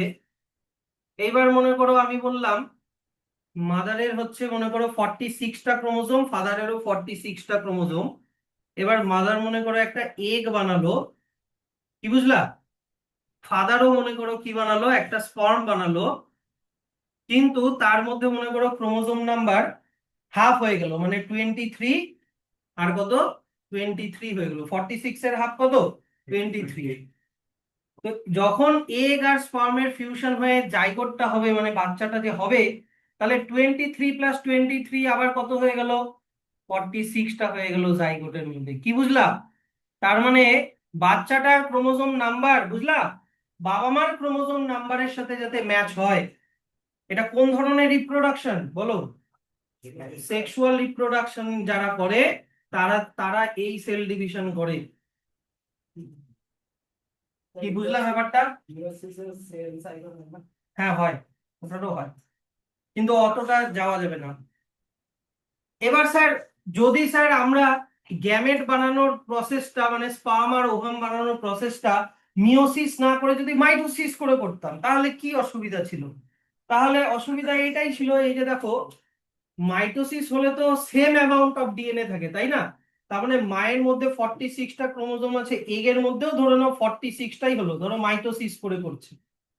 ফাদারের সেলের বডিতে 46টা ক্রোমোজোম, ফাদারের স্পার্মের মধ্যেও 46টা ক্রোমোজোম, ধরো মাইটোসিস করে বানালো, মিওসিস না। তাহলে যখন জাইগোটটা হবে তখন 46 প্লাস 46 কতগুলো হয়ে গেল? 92টা ক্রোমোজোম হয়ে গেল না? বাবা মার মধ্যে 46টা ক্রোমোজোম, বাচ্চাটার মধ্যে 92টা ক্রোমোজোম, মানে মানুষের বাচ্চা থেকে গরিলার বাচ্চা। নাকি? ওরকম তো হবে না, ডিজিজ হয়ে যাবে। হ্যাঁ বলো। না ওরকম হয় না। হ্যাঁ, তাহলে এখানে কি হচ্ছে? এখানে 23 হয়ে যাচ্ছে, হাফ হয়ে যাচ্ছে। কত হয়ে যাচ্ছে? 23, আর 23 মিলে 46 আবার হয়ে গেল, যখন এই স্পার্ম আর ওভামের ফার্টিলাইজেশনটা যখন হচ্ছে। কি বুঝলা? এবার কিছু টার্মিনোলজি আমি তোমাদেরকে বলছি, হ্যাঁ। যেই সেলের মধ্যে ফুল নাম্বার অফ ক্রোমোজোম থাকে সেগুলোকে বলে ডিপ্লয়েড সেল। কি বলে? Diploid sell. এবার ডিপ্লয়েড সেলে কি এক নাম্বার ক্রোমোজোম দুইটা, হ্যাঁ কি না? একটা বাবার থেকে একটা মায়ের থেকে, সরি, তারপরে আবার দুই নাম্বার ক্রোমোজোম দুইটা, তাই তো? তো যেহেতু প্রতিটা ক্রোমোজোম দুটা দুটা করে হয়, তাই এগুলোকে বলে 2n, দুই সেট ক্রোমোজোম। কিন্তু এগ আর স্পার্মের মধ্যে এক সেট ক্রোমোজোম, এক নাম্বার ক্রোমোজোম একটা, দুই নাম্বার ক্রোমোজোম একটা। তাই এই সেলগুলোকে ডিপ্লয়েড বলে না, এগুলোকে বলে হচ্ছে হ্যাপ্লয়েড সেল। এগুলোকে কি বলে? Haploid sell. আর এটা যদি ডিপ্লয়েড যদি 2n হয়, তাহলে হ্যাপ্লয়েডটার হাফ হবে, মানে কত হবে? n হবে। কি বুঝলা তো? এগুলো বইতে লেখা নাই, তাও আমি বলে দিলাম, বাই চান্স যদি পরীক্ষায় দিয়ে দেয়। তাহলে এইভাবে মিওসিস হচ্ছে, দেখো। এবার স্যার, মিওসিস আমাদের কোথায় হবে? তুমি বললা মাইটোসিস হবে আমাদের হেয়ারে, স্কিনে, ইন্টারনাল অর্গানে। মিওসিস কোথায় হবে? স্পার্ম। স্পার্ম কোথায় তৈরি হয়? টেস্টিস। Yes or no? তাহলে টেস্টিসে হবে। ওভাম কোথায় তৈরি হয়? ওভারি। তাহলে ওভারিতে হবে। আচ্ছা স্যার, যদি আমি প্ল্যান্টের কথা বলি, প্ল্যান্টও তো সেক্সুয়াল রিপ্রোডাকশন করে। প্ল্যান্টের স্পার্মকে বলে পোলেন গ্রেন, হ্যাঁ কি না? Pollen grain. আর ফিমেল গ্যামেটকে কি বলে? ওই এগই বলে, এগ আর ওভামই বলে, হ্যাঁ। তাহলে পোলেন গ্রেন হলে ওটা কিসের মধ্যে হবে বলো? অ্যান্থারের মধ্যে হয়। অ্যান্থার, ফুলের যে অ্যান্থার হয় ওটার মধ্যে হয়। আর এগ যদি তৈরি হয় তাহলে কোথায় তৈরি হবে? ওটাও ওভারির মধ্যেই তৈরি হবে, ওভারি, ফ্লাওয়ারের মধ্যে থাকে যে। তাহলে লোকেশন বুঝলাম, মিওসিস সেল ডিভিশনের লোকেশন কোন বডি, কোন পার্টে হবে? ছেলেদের টেস্টিস, মানে অ্যানিমালের ক্ষেত্রে মেলদের টেস্টিস, ফিমেলদের ওভারি, আর যদি প্ল্যান্ট হয় তাহলে অ্যান্থার আর ওভারি। এগুলা কিন্তু আবার লেখা আছে বইতে, দেখে নাও। তাহলে মিওসিস দেখে নাও। হ্যাঁ, এদিকে দেখো। Meiosis is a type of cell division that produces, কি লেখা আছে? গ্যামেটস। এদিকে তাকাচ্ছ না কেন? That produces gametes. আর মিওসিস কোথায় হয় বললাম? শুধুমাত্র কোথায় হয় বললাম? রিপ্রোডাক্টিভ অর্গানে। আর এটা কিসের জন্য দরকার? কোন রিপ্রোডাকশনের জন্য দরকার? সেক্সুয়াল রিপ্রোডাকশনের জন্য। তারপরে হচ্ছে গ্যামেট তৈরি হওয়ার সময় ভেরিয়েশন হয়, আর ভেরিয়েশন নিয়ে আসে হচ্ছে ডাইভার্সিটি। স্যার এই দুটার মানে আবার কি? ভেরিয়েশন আর ডাইভার্সিটি কথাটার মানে কি স্যার? যখন একটা মেল স্পার্ম বানায়, ওর স্পার্ম কিন্তু ওর মতো এক্সাক্ট হয় না। যখন একটা ফিমেল ওভাম বানায়, ওই ফিমেলটার ওভাম কিন্তু জিন একটু পাল্টে যায়। ওগুলো বড় বলে পড়বা, ক্রসিং ওভার, রিকম্বিনেশন, এরকম অনেক জিনিস হয় সেল ডিভিশন হওয়ার সময়। তখন জিনগুলো একটু পাল্টে পাল্টে যায়। তার মানে কি, তোমারই স্পার্ম কিন্তু তোমার থেকে জেনেটিক্যালি আলাদা, তোমারই ওভাম কিন্তু তোমার থেকে জেনেটিক্যালি একটু আলাদা। সেই জন্য যখন অ্যানিমাল বলো বা হিউম্যান বলো, তার যখন বাচ্চা হয়, বাচ্চাটা একদম এক্সাক্ট তার বাবার মতনও হয় না, একদম এক্সাক্ট তার মায়ের মতনও হয় না। ধরো বাবার সাথে 30% মিল হচ্ছে, মায়ের সাথে ধরো 40% মিল হচ্ছে, তাহলে 30-40 মিলিয়ে টোটাল কত হলো? 70। বাকি 30% কি? ওর নিজের ইউনিক ক্যারেক্টার, যেটা বাবার সাথেও ম্যাচ হবে না, মায়ের সাথেও ম্যাচ হবে না। এই ঘটনাটাকেই বলে ভেরিয়েশন, আর কি বলতো, ডাইভার্সিটি। যদি স্যার এটাতে অ্যাডভান্টেজ কি? এটার অ্যাডভান্টেজ হচ্ছে আমাদের হিউম্যান পপুলেশন আমরা কেউ সেম না। সেম না হওয়ার কি লাভ, কি ভালো কি? সেম না হওয়াতে, এই যে করোনা ভাইরাস যে আসলো, আমরা যদি সবাই সেম হতাম, তাহলে একজন মরে গেলে সবাই মরে যেতাম। কিন্তু তা তো হয়নি। কেউ কেউ সাফার করেছে, কেউ কেউ মারা গেছে, কেউ কেউ মনে করো কিছুই হয়নি, এরকম। কারণ কি, আমাদের মধ্যে কি আছে? ভেরিয়েশন আছে। আর ভেরিয়েশনের মেন জিনিসটা কোথায়, ব্যাপারটা কোথায়? সেক্সুয়াল রিপ্রোডাকশন যারা করে তাদের মধ্যে হিউজ ভেরিয়েশন দেখা যায়। কি বুঝলা তো ব্যাপারটা? তো variation among the living organism, সেই জন্য দেখো লেখা আছে children resemble their parents but are not exactly the same. তো আমি কি বললাম, অ্যানিমাল বা হিউম্যানদের মধ্যে মিওসিস কোথায় হবে? টেস্টিসে। আর ফিমেলদের ক্ষেত্রে কোথায় হবে? ওভারিতে। টেস্টিসে হলে কোন গ্যামেট বানাবে? স্পার্ম। আর ওভারিতে হলে কোন গ্যামেট বানাবে? এগ। যদি প্ল্যান্টে মিওসিস হয়, তাহলে প্ল্যান্টের মিওসিস কোন কোন অর্গানে হবে? অ্যান্থার। অ্যান্থার হচ্ছে ফ্লাওয়ারের মেল পার্ট, ওখানে মেল গ্যামেট কি তৈরি হবে? পোলেন গ্রেন, যেটার থেকে পরে স্পার্ম তৈরি হবে। আর আর আর ফিমেলদের কোথায় হবে? ওভারি, ফিমেল পার্ট, ওটার মধ্যে কি তৈরি হবে? এগ তৈরি হবে। এখানে কিন্তু সবগুলো দেওয়া আছে, যা যা আমি বললাম। তাহলে এখান থেকে এত অব্দি একটা ব্র্যাকেট করে দাও, এখানে অনেক ইনফরমেশন আছে যে মিওসিস কি, পারপাস কি। পারপাস হচ্ছে সেক্সুয়াল রিপ্রোডাকশনের সময় গ্যামেট বানানো, ভেরিয়েশন, ডাইভার্সিটি নিয়ে আসা। তারপরে লোকে, আচ্ছা এটা এখান থেকে এত অব্দি একটা ব্র্যাকেট করে দাও, এটা আলাদা একটা ব্র্যাকেটে রাখো, এটা হচ্ছে লোকেশন। এটা মিওসিসের কি বলতো, লোকেশন, মানে কোথায় হচ্ছে মিওসিস সেল ডিভিশন। তারপরে চলে আসো মিওসিসের প্রসেস। এই যে দেখো এখান থেকে এত অবধি তোমার, এখান থেকে এত অবধি মিওসিসের প্রসেস। তাহলে মিওসিস কটা স্টেপে হয় বললাম? দুটো স্টেপে হয়, হ্যাঁ কি না? একটা বললাম মিওসিস 1, আর একটা বললাম মিওসিস 2। আর একবার দেখে বলো, বলো তো আমাকে, কোন মিওসিস, মিওসিস 1 না 2 তে ক্রোমোসোম নাম্বার হাফ হয়ে যাচ্ছে? কোনটাকে রিডাকশনাল ডিভিশন বলে? 1 এ। আর কোনটাতে একই থাকছে? 2 তে, ইকুয়েশনাল ডিভিশন। তো দেখো ওটাই কিন্তু লেখা আছে বইতে। এই যে দেখে নাও ভালো করে, কি লেখা আছে যে উম, দুইবার হয়। ডিউরিং দ্য ফার্স্ট যেটা হয়, তখন আমি কি বললাম, ক্রোমোসোম নাম্বার কি হয়ে যায়? রিডিউস হয়ে যায়, হাফ হয়ে যায়, বললাম না? কিন্তু সেকেন্ড যে ডিভিশনটা হয়, সেকেন্ড যে মিওসিসটা হয়, ওখানে একই আগেরটাতে যা ছিল তাই থাকে। Similar to mitosis where each daughter cell divides to 2 thus into 2, যাই হোক ইন্টু 2 দাস অব্দি না, ইন্টু 2। তাহলে টোটাল 4টা সেল তৈরি হচ্ছে, কিন্তু একটা থেকে 4টা হচ্ছে, কারণ এখানে দুবার ডিভিশন হচ্ছে। তোমাকে বললো যে মিওসিসের, এইদিকে দেখো, মিওসিসের প্রথমটা না সেকেন্ডটা কোনটা মাইটোসিসের মতো? প্রথমটা না সেকেন্ডটা কোনটা মাইটোসিসের মতো? সেকেন্ডটা মাইটোসিসের মতো, কারণ মাইটোসিসে যেরকম ক্রোমোসোম নাম্বার সেম থাকে, 20 গ্রাম 20 গ্রাম, মিওসিসে 2 তে ওই একই থাকছে। আচ্ছা, তারপরে চলে আসো স্যার, তাহলে গ্যামেট গুলোর মধ্যে হাফ নাম্বার অফ ডিএনএ চলে আসলো। স্যার, এই ডিএনএ নাম্বার আবার কখন রিস্টোর হবে বলো তো? বলো, এই ডিএনএ নাম্বার কখন রিস্টোর হবে? যখন স্পার্ম আর ওভামের কি হবে? ফার্টিলাইজেশন হবে। Yes or no? এই যে এখানে যে বুঝালাম,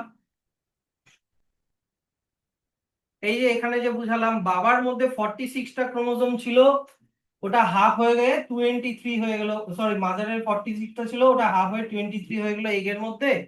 ফাদারের 46 ছিল, হাফ হয়ে 23 হয়ে গেল স্পার্মের মধ্যে।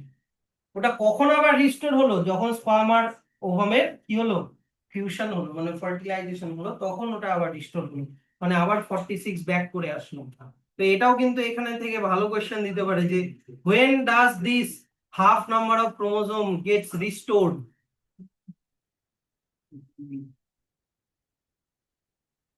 কি পারবা তো? নেক্সট তাহলে এখানে চলে আসো। আর অরুণ কুমার শর্মা সম্পর্কে তোমরা একটু পড়ে নিও। এ একজন বোটানিস্ট ছিল, আর এর মেন কাজ ছিল হচ্ছে ক্রোমোজোম নিয়ে বেশি দারুণ ডিসকভারি করেছিল। কি নিয়ে? ক্রোমোজোম। আমি যখন কথা বলছি তখন কথা বলো না, আননেসেসারি কথাগুলো, নিজেদের মধ্যে আলোচনাগুলো বন্ধ করো। এই কিসের উপরে কাজ করেছিল? ক্রোমোজোম। কার ক্রোমোজোম? প্ল্যান্টস এর ক্রোমোজোম। আর ও ক্রোমোজোমকে স্টাডি করার জন্য অনেক রকমের ল্যাব মেথড ও মানে টেকনিক ও আবিষ্কার করেছিল। হয়ে গেল এটা। আচ্ছা, তারপরে চলে আসলো হচ্ছে,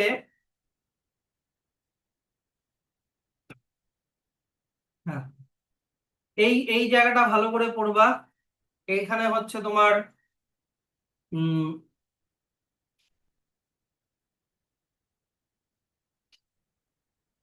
এখানে এটা বলা আছে হচ্ছে সেল কালচার। দেখো তুমি প্ল্যান্ট বা অ্যানিমাল নিয়ে, অ্যানিমালের সেল নিয়ে তুমি একটা ডিশের মধ্যে সেল গ্রো করাতে পারো, একটা কাচের ডিশের মধ্যে। হ্যাঁ, এটাকে বলা হয় হচ্ছে সেল কালচার। কি বলে এটাকে? Cell culture. স্যার, এটা কেন করব স্যার? ধরে নাও তোমার কাছে একটা গোটা প্ল্যান্ট নাই, প্ল্যান্টের সিডও নাই। ধরে নাও প্ল্যান্টের একটা পাতা আছে, ওই পাতা থেকে নতুন গাছ বানাতে চাও, তখন এই সেল কালচার আর টিস্যু কালচার করা হয়। তারপরে মনে করো আহ, একটা পেশেন্টের লিভার লাগবে। হ্যাঁ, এবার তুমি মনে করো লিভার ডোনেট করতে চাও, তো তুমি তোমার গোটা লিভারটা খুললে কাইটে দিয়ে দিবা না, তোমার একটা লিভারের অল্প একটু পার্ট কেটে নিয়ে ওটাকে ডিশের মধ্যে ওই লিভারের সেলগুলোকে কালচার করলেই একটা বড় লিভার হয়ে যায়। তারপরে ওইটাকে নিয়ে ওই লিভারের সাথে ড্যামেজ লিভারের পেশেন্টকে রিপ্লেস করে দেওয়া যায়। তো এগুলো পারপাসের জন্য, কি বুঝলো তো? যে cells are taken from an organism and placed in a nutrient rich medium.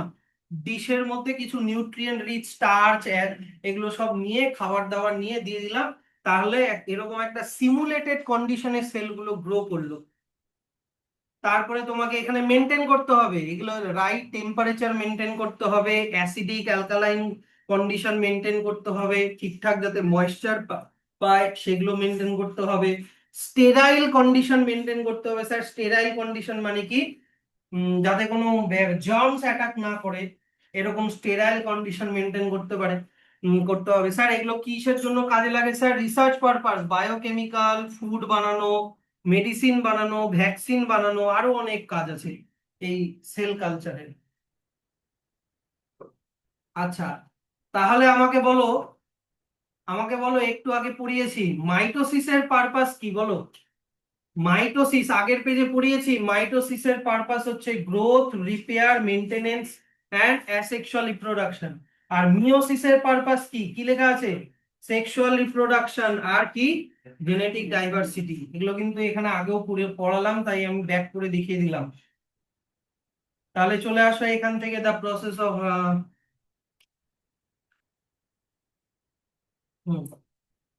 এখানে একটা কোয়েশ্চেন জিজ্ঞাসা করলো যে sir, what happens if meiosis and mitosis do not happen properly? তার অ্যান্সার, যদি মাইটোসিস ঠিক করে না হয় তাহলে এখান থেকে এত অবধি, যদি মিওসিস ঠিক করে না হয় তাহলে এখান থেকে এত অবধি দিয়ে এখানে ব্র্যাকেট ক্লোজ করে দেবো।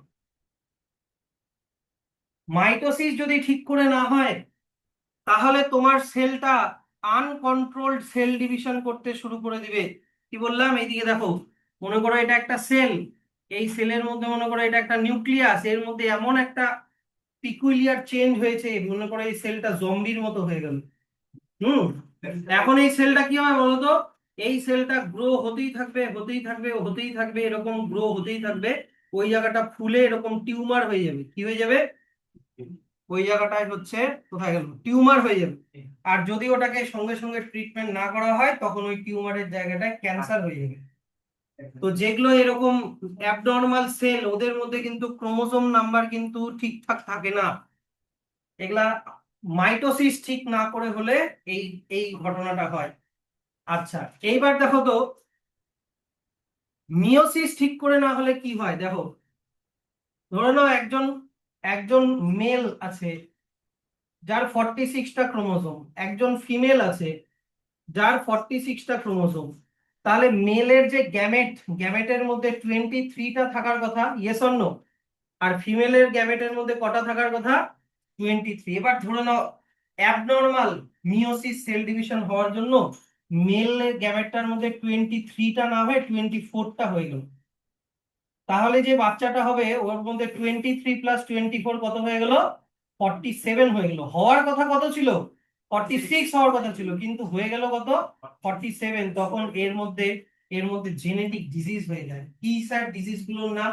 Down syndrome, Klinefelter syndrome, Turner syndrome, class 12 এ আছে এগুলো। হ্যাঁ, এরকম ধরনের কি হয়ে যায় বললাম, জেনেটিক ডিসঅর্ডার হয়ে যায়। যদি মিওসিস ঠিক করে না হয় তাহলে কি হয় বললাম, জেনেটিক ডিসঅর্ডার হয়, যাতে করে এই বাচ্চাটার ডেভেলপমেন্ট ঠিক করে হয় না, ফিজিক্যাল ফিচার গুলো কেমন হয়ে যায়।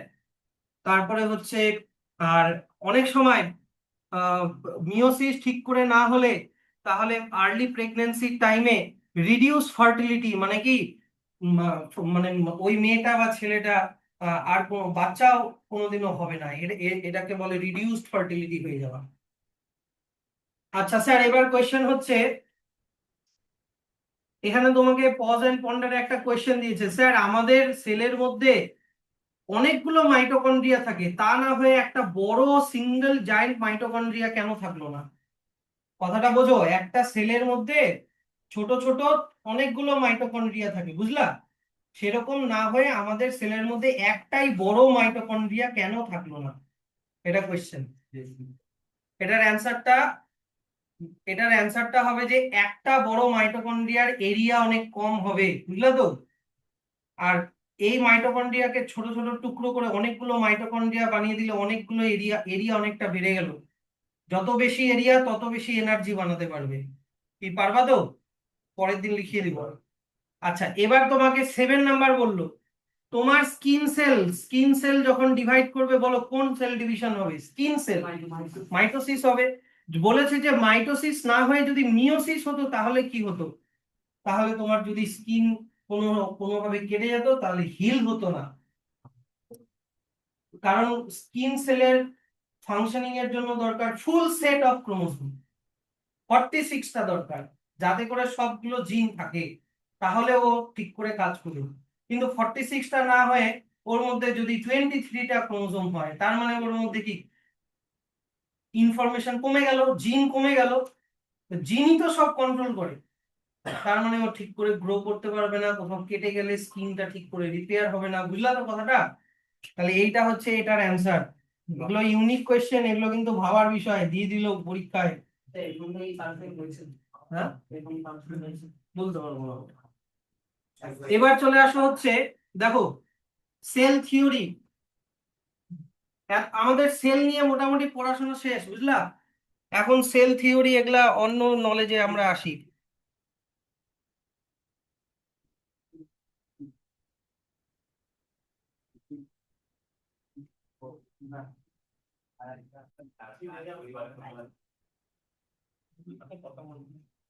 আচ্ছা, এবার দেখো আমরা পড়বো হচ্ছে সেল থিওরি।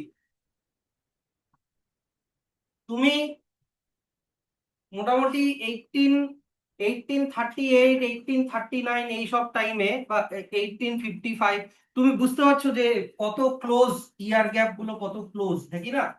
এইসব টাইমে সেল ব্যাপারটা ডিসকভার হয়েছে, কিন্তু সেলের ভিতরে যে মোটামুটি ধরো মাইটোকন্ড্রিয়া, নিউক্লিয়াস অত অ্যাডভান্স লেভেলে যায়নি। তো একজন সায়েন্টিস্ট ছিল ম্যাথিয়াস ক্লেইডেন, যে হচ্ছে জার্মান বোটানিস্ট। বোটানি মানে হচ্ছে প্ল্যান্ট নিয়ে পড়াশোনাকে বোটানিস্ট বলে। তো একজন জার্মান বোটানিস্ট 1838-এ বলল হচ্ছে plant are made up of cell. তারপরে 1839-এ জার্মান জুলজি মানে হচ্ছে অ্যানিমাল নিয়ে পড়াশোনা, তার নাম হচ্ছে থিওডর সোয়ান, সে বলল animal also made up of cell. তাহলে বোঝো, স্লেডেন বলল প্ল্যান্টের বডি সেল দিয়ে তৈরি, আর সোয়ান বলল হচ্ছে অ্যানিমালের বডি সেল দিয়ে তৈরি। ঠিক, কারণ দুজন দুজনের ফিল্ডের কথা বলেছে। পরবর্তীতে 1855-এ অন্য একজন সায়েন্টিস্ট আসলো, জার্মান সায়েন্টিস্ট, যার নাম হচ্ছে রুডলফ ভার্শো। ও বলল হচ্ছে যে সেল কখনো এমনি এমনি তৈরি হয় না, জলের মধ্যে এমনি সেল তৈরি হয়ে গেল, হাওয়ার মধ্যে এমনি সেল তৈরি হয়ে গেল, ওরকম হয়নি। আগের থেকে যদি কোনো সেল থাকে তাহলে সেই সেল ডিভাইড হয়ে নতুন সেল হয়।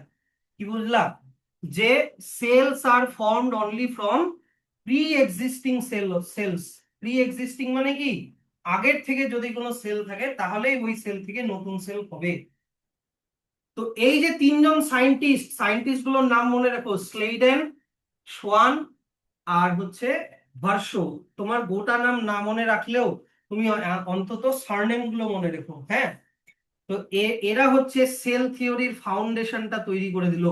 পরবর্তীতে এদের তিনজনের যে থিসিস, সেটাকে কম্বাইন করে সেল থিওরি বানানো হলো। তো এই সেল থিওরিতে কি, প্রথম পয়েন্ট ভেরি ভেরি ইম্পর্টেন্ট কিন্তু সেল থিওরি এক্সামের জন্য। প্রথম পয়েন্ট হচ্ছে all living organisms are made up of cells, one or more cells. 2 number বললো হচ্ছে, এটা তোমরা জানো যে cell is the basic unit of structure and function in living or beings. আর 3 নম্বর অ্যাড করলো ভার্শো এর যে পয়েন্টটা, যে all cells arise from pre existing cells. এই all cells arise from pre existing sales, এটাকে জার্মানে বলে হচ্ছে অমনি অমনি সেলুলায়ে সেলুলি। অমনি সেলুলায় সেলুলি, আমার স্পেলিংটা ভুল হতে পারে, বাট তোমাকে দিয়ে দিল পরীক্ষায় এই ফ্রেজটা দিয়ে দিল, what do you mean by অমনি সেলুলায় সেলুলি, মানে হচ্ছে all cells arise from pre existing cells. এটা এখান থেকে এত অবধি সেল থিওরি ব্র্যাকেট করে রাখো। আচ্ছা, তারপরে এই সায়েন্টিস্টটা সম্পর্কে একটু পড়বা। গটলেব হ্যাবারল্যান্ড। দেখো, আমি বলেছি না, যখন আমি কথা বলছি কোনো নিজেদের মধ্যে কথা বলবা না। এরা করলো কি, এই সায়েন্টিস্টটা করলো কি, ও বললো কি যে তুমি যে কোনো লিভিং প্ল্যান্ট সেল নাও, তুমি একটা পাতার সেল নাও, তুমি স্টেমের যেই সেলগুলো যেগুলো পার্মানেন্ট হয়ে গেছে, মানে যেই সেলগুলো আর ডিভাইড করছে না, তোমাদেরকে পরের চ্যাপ্টারে পড়াবো মেরিস্টেমেটিক টিস্যু আর পার্মানেন্ট টিস্যু। পার্মানেন্ট টিস্যু মানে যেই সেল আর ডিভাইড করে না, সেই সেল নাও। তুমি রুটের সেল নাও, যে কোনো সেল নাও, তুমি যদি ওকে সুইটেবল নিউট্রিয়েন্ট প্রোভাইড করো, ফেভারেবল কন্ডিশন যদি প্রোভাইড করো, তাহলে ওখান থেকে তুমি আর একটা নতুন প্ল্যান্ট বানাতে পারবা। আর এই এই ঘটনাকে বলে টিস্যু কালচার। এটাকে কি বলে? আগেরটা কি পড়ালাম? Sell culture. এটা কি পড়ালাম? Tissue culture. তো টিস্যু কালচার তোমাদেরকে টিস্যু চ্যাপ্টারে পড়াবো। স্যার কেন প্ল্যান্টই কেন পারে? আমি প্ল্যান্টই কেন পারছে? আমি যদি আমার একটা চুলের সেল দিয়ে দিই, তাহলে ওই চুলের সেল থেকে আমার মতো নতুন আর একটা অ্যানিমাল বানাতে পারবো বা হিউম্যান বানাতে পারবো? ওটা পারবো না। কিন্তু প্ল্যান্টের ক্ষেত্রে এটা পসিবল, কেন? কারণ প্ল্যান্টের সেলগুলো ইউনিক হয়, ওদের মধ্যে একটা স্পেশাল এবিলিটি থাকে। এবিলিটিটার নাম হচ্ছে টোটিপোটেন্সি। কি? টোটিপোটেন্সির মানে হচ্ছে এখানে স্টার দিয়ে নিচে লিখে রাখো যে সেল সেল না, সেল না, দাঁড়াও, the ability the ability of a cell to give rise into another cell. To give rise into another cell, এই এবিলিটিকে টোটিপোটেন্সি বলে। মানে স্যার বুঝলাম না, মানে তুমি মনে করো প্ল্যান্টের লিফের একটা সেল না, ওই লিফের সেল থেকেই তুমি একটা গোটা প্ল্যান্ট বানাতে পারবা। তার মানে রুটেরও সেল হয়ে যাচ্ছে, স্টেমেরও সেল হয়ে যাচ্ছে, ফ্লাওয়ারেরও সেল হয়ে যাচ্ছে, মানে একটা সেল অন্য সেলে কনভার্ট হতে পারছে। স্যার আমাদের বডিতে এরকম কোনো সেল নাই। আমরা যখন জাইগোট থাকি, বুঝলো তো, স্পার্ম আর ওভামের ফিউশনের যে জাইগোট হলো, তখন ওটার মধ্যে টোটিপোটেন্সি আছে। ওই একটা সেল থেকেই তোমার চোখের সেল, নাকের সেল, লিভারের সেল, স্টমাকের সেল, সব সেল হচ্ছে। কিন্তু যখন বড় হয়ে যায় তখন আর টোটিপোটেন্সি আমাদের থাকে না। সেই জন্য আমাদের সেলের দিয়ে ওগুলো হয় না, প্ল্যান্টের সেলের দিয়ে এটা হয়। আচ্ছা, এবার চলে আসো হচ্ছে ভেরি ভেরি ইম্পর্টেন্ট, এটা নতুন অ্যাড করেছে নিউ সিলেবাস, এটা নতুন অ্যাড করেছে। হ্যাঁ, কোয়েশ্চেনটা বলেছে কি যে স্যার সেল কি মানে গ্রো করতেই থাকে আর রিপ্রোডিউস ফরএভার, মানে সেল ডিভিশন কি সব সময় সারা জীবন হতে থাকে? প্ল্যান্টের ক্ষেত্রে হতে থাকে। প্ল্যান্ট যখন যতদিন পর্যন্ত মারা যাচ্ছে ততদিন পর্যন্ত প্ল্যান্টের নতুন পাতা, নতুন ব্রাঞ্চ, নতুন কিছু না কিছু হতেই থাকে। কিন্তু অ্যানিমালের কি একটা পার্টিকুলার গ্রোথ অবধি হয়ে তারপরে কি হয়ে যায়, স্টপ হয়ে যায়। তার মানে অ্যানিমালের ক্ষেত্রে ব্যাপারটা হচ্ছে যে cell grow and divide in a controlled way.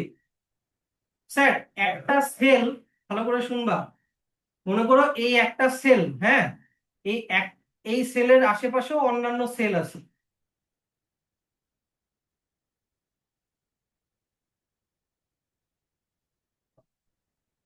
এই সেলের আশেপাশেও মনে করো অন্যান্য সেল আছে, কি বুঝলা? তো মনে করো তুমি এই মাঝের সেলটাকে নিয়ে চলো, এই সেলটা ডিভাইড করছে, করে দুটা সেল বানালো, চারটা বানালো, ছটা বানালো, বানাতে বানাতে বানাতে বানাতে তারপরে একটা পার্টিকুলার টাইমে এসে ও আর গ্রো করবে না। কখন করবে না? যখন ও আশেপাশের সেলগুলোর কন্ট্যাক্টে আসবে তখন আর ও গ্রোথ করা বন্ধ করে দিবে।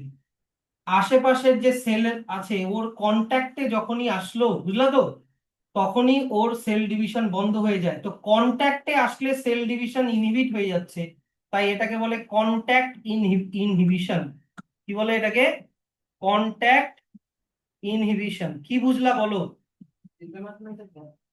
আমি এটা গ্যাপ দিয়ে বুঝালাম, তাহলে আমি গ্যাপ না হলে সেলটা ডিভাইড করা কিভাবে দেখাবো, বুঝলা তো? আমি বললাম একটা সেল ডিভাইড হতে হতে হতে হতে অনেকগুলো সেল বানালো। এবার এই সেলগুলো যখন অন্য সেলগুলোর কন্ট্যাক্টে আসে তখন ওদের সেল ডিভিশন করার যে এবিলিটি ওটা বন্ধ হয়ে যায়। তাই সেল সবসময় কন্ট্রোলড ওয়েতে গ্রো করে। আর এই ঘটনাটাকে কি বলে বললাম? Contact inhibition. দেখো এখানে লেখা আছে যে the cell division usually stops when cell come in contact with neighboring cells. আশেপাশের নেইবারিং সেলগুলোর কন্ট্যাক্টে যখন আসে তখন সেল ডিভিশন বন্ধ হয়ে যায়। যদি না হয় স্যার, মনে করো এই সেলটা জম্বি হয়ে গেছে, কি বললাম, সেলটা জম্বি হয়ে গেল, মানে কি ওর জিন এমন কিছু একটা মিউটেশন হয়ে পাল্টে গেছে যে ওর সেল ডিভিশন এখন আনকন্ট্রোলড ওয়েতে হচ্ছে, সেল ডিভিশন হয়ে যাচ্ছে আশেপাশের সেলের কন্ট্যাক্টে আসা সত্ত্বেও ও কারোর কোনো কিছু মানছে না, ও গ্রো হয়েই যাচ্ছে হয়েই যাচ্ছে হয়েই যাচ্ছে। তখন আমি বললাম কি ওই জায়গাটা একটা কি হয়ে যাবে বলেছিলাম, টিউমার হয়ে যাবে। তার মানে আমাদের শরীরে বিলিয়ন ট্রিলিয়ন ট্রিলিয়ন সেল, এরকম ঘটনা হওয়াটাই স্বাভাবিক, হচ্ছে না এটাই অস্বাভাবিক। ভাবো তাহলে তোমার বডি কতটা পারফেক্ট, তোমার জিন কতটা পারফেক্ট যে এরকম হচ্ছে না। স্যার এবার কেন স্যার এই সেলটা জম্বি কেন হয়ে গেল? অনেক কারণে হতে পারে। কেউ মনে করো সিগারেট খাচ্ছে, নিকোটিনের জন্য লাং ক্যান্সার হয়ে গেল। কেউ মনে করো আহ কোনো হার্মফুল রে কন্ট্যাক্টে আসলো, সাপোজ ইউভি রে, গামা রে, এক্স রে, এই রে এর কন্ট্যাক্টে আসাতেও সেলের জিন গুলো চেঞ্জ হয়ে যায়। এগুলোকে বলে মিউটাজেন। এগুলোকে কি বলে? এগুলোকে বলে মিউটাজেন। এগুলো লাগবে না তোমাদের, আমি জাস্ট। টিউমারটা হলে কি হবে? দেখো টিউমারটা হলে তো ওই জায়গাটা প্রথমে ফুলে যাবে, আর যখন ফুলে গেল তখন মনে করো আর্লি ডিটেকশন করলে টিউমারটাকে তখন অনেক রকমের রেডিওথেরাপি কেমোথেরাপি দিয়ে বা ওষুধ খেয়ে কমিয়ে দিবে। কিন্তু টিউমার যে যদি খুব খারাপ ধরনের টিউমার হয়, তাহলে ওটাকে মানে সরিয়ে দেওয়ার পরে আবার টিউমার হয়, তখন ওগুলো মানে ক্যান্সারের দিকে চলে যাচ্ছে।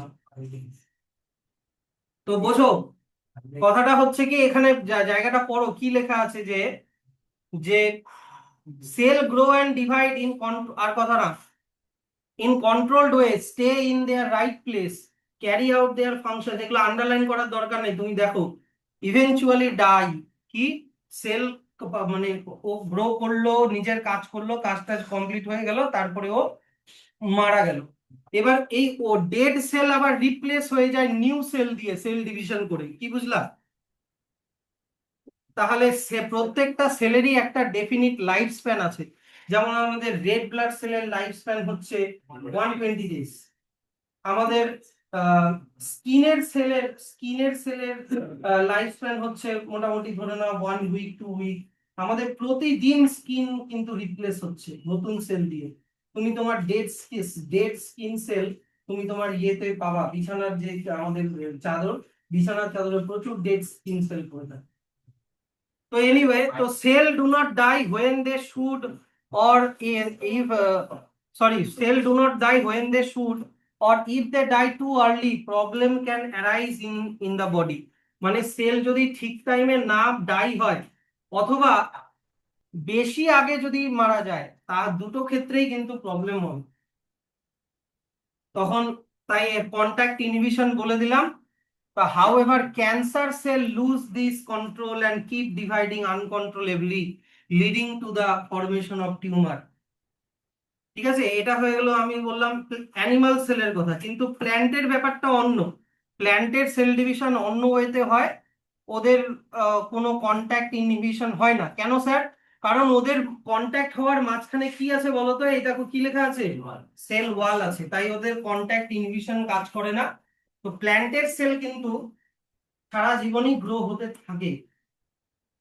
আর ওদের ডিফারেন্ট প্যাটার্ন হয়, প্যাটার্ন গুলো অনেক প্যাটার্নের ওদের সেল ডিভিশন হয়, জিওমেট্রিক গ্রোথ প্যাটার্ন হয়, অ্যারিথমেটিক গ্রোথ প্যাটার্ন হয়, ওগুলো এখন লাগবে না।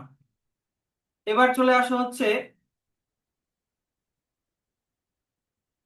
তো সেল এর ইম্পর্টেন্স কি? সেলের ইম্পর্টেন্স হচ্ছে, সেল হতে পারে টাইনি, কিন্তু সেলের রিমার্কেবল ফাংশন আছে। সেলের মধ্যে এনার্জি তৈরি হচ্ছে, সেলই অনেক জিনিস সিনথেসাইজ করছে, অনেক জিনিস সিক্রিট করছে, হরমোন এনজাইম এগুলো ডিভাইড করে নতুন সেল বানাচ্ছে। সব সেল একসাথে কাজ করে তোমার বডির ফাংশনিং কে মেনটেন করছে। দেখো আমি যা যা বললাম সেই লাইনগুলোই আমি বাংলায় বলে দিচ্ছি। তো সে একটা ছোট ব্যাকটেরিয়া থেকে শুরু করে একটা বড় জায়ান্ট ট্রি পর্যন্ত সবাই কিন্তু সেল দিয়ে তৈরি।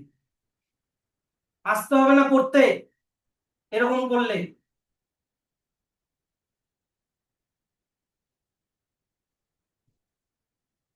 এখান থেকে এত অবধি ব্র্যাকেট করে দাও। তাহলে তোমাদের তো লজ্জা হওয়া উচিত যে স্যার এইদিকে তাকিয়ে পড়িচ্ছে, তোমার তো কোনো ভ্রুক্ষেপই নাই, তাহলে এখানে কি করতে আসো টাকা খরচ করে?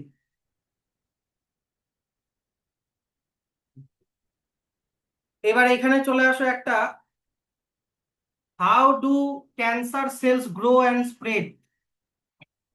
ক্যান্সার সেল তো আমি তোমাদেরকে বললাম যে ওরা কন্ট্রোলড ওয়েতে কি কি হয় না, গ্রো করে না, আনকন্ট্রোলড অ্যাবনর্মালি ওরা গ্রো করে। এবার যদি কোনোভাবে কোনো একটা ক্যান্সারাস সেল তোমার ব্লাডে ঢুকে গেল, আর ব্লাড দিয়ে যদি ওটা তোমার অন্য পার্টে চলে গেল, ধরো ব্রেনে চলে গেল, তখন ওখানেও ক্যান্সার নেই। এটাকে বলা হয় হচ্ছে অ্যাপোপ্টোসিস। এনিওয়ে, তো এই যে this results in the formation of tumour which may benign or malignant. দুই রকমের টিউমার হয়, বিনাইন টিউমার আর কি বললাম, ম্যালিগন্যান্ট টিউমার। বিনাইন টিউমার যেই জায়গায় তৈরি হলো ওখানেই স্টে করে, বুঝলা তো? কিন্তু ম্যালিগন্যান্ট টিউমার যেখানে তৈরি হলো ব্লাড দিয়ে ওটা অন্য জায়গায় স্প্রেড করে, কি বুঝলা? তো ম্যালিগন্যান্ট টিউমার বেশি খতরনাক। Cancerous tumour can invade nearby tissue and even spread to other parts of the body to form new tumour through blood. লিখে রাখো। থ্রু ব্লাড, মানে ব্লাড দিয়ে ওটা কিন্তু ছড়ায়। তাহলে এটা হচ্ছে ক্যান্সার কিভাবে ছড়ায় সেটা এখানে দেওয়া আছে। নেক্সট এবার চলে আসো হচ্ছে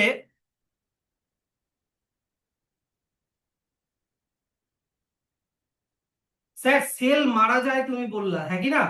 সেল একটা পার্টিকুলার টাইমে মারা যায়। তো এখানে বলেছে how do cells monitor their growth to maintain a balance. Cell grow করলো, ডিভাইড করলো, নিজের কাজ করলো, মরে গেল, এটা কিভাবে মেনটেন হচ্ছে? এইদিকে দেখবা আমাদের সেলের মধ্যে, সেলের নিউক্লিয়াসের মধ্যে আছে ক্রোমাটিন, ক্রোমাটিনের মধ্যে আছে ডিএনএ, হ্যাঁ কি না? ডিএনএ এর মধ্যে এমন কিছু স্পেশাল টাইপের জিন আছে, কি বললাম? স্পেশাল টাইপের জিন আছে যেগুলো একটা পার্টিকুলার টাইমের পরে অ্যাক্টিভ হয়ে সেলকে বলে তুমি মরে যাও। কি বুঝলা? এটাকে বলে programmed sell death, PCD. Programmed ওয়েতে সেল নিজের ডেথকে নিজেই মেনটেন করে। এটা কি দিয়ে কন্ট্রোল হয় বললাম? জিন দিয়ে। তাই দেখো লেখা আছে genetically regulated and organised process of selective cell distraction.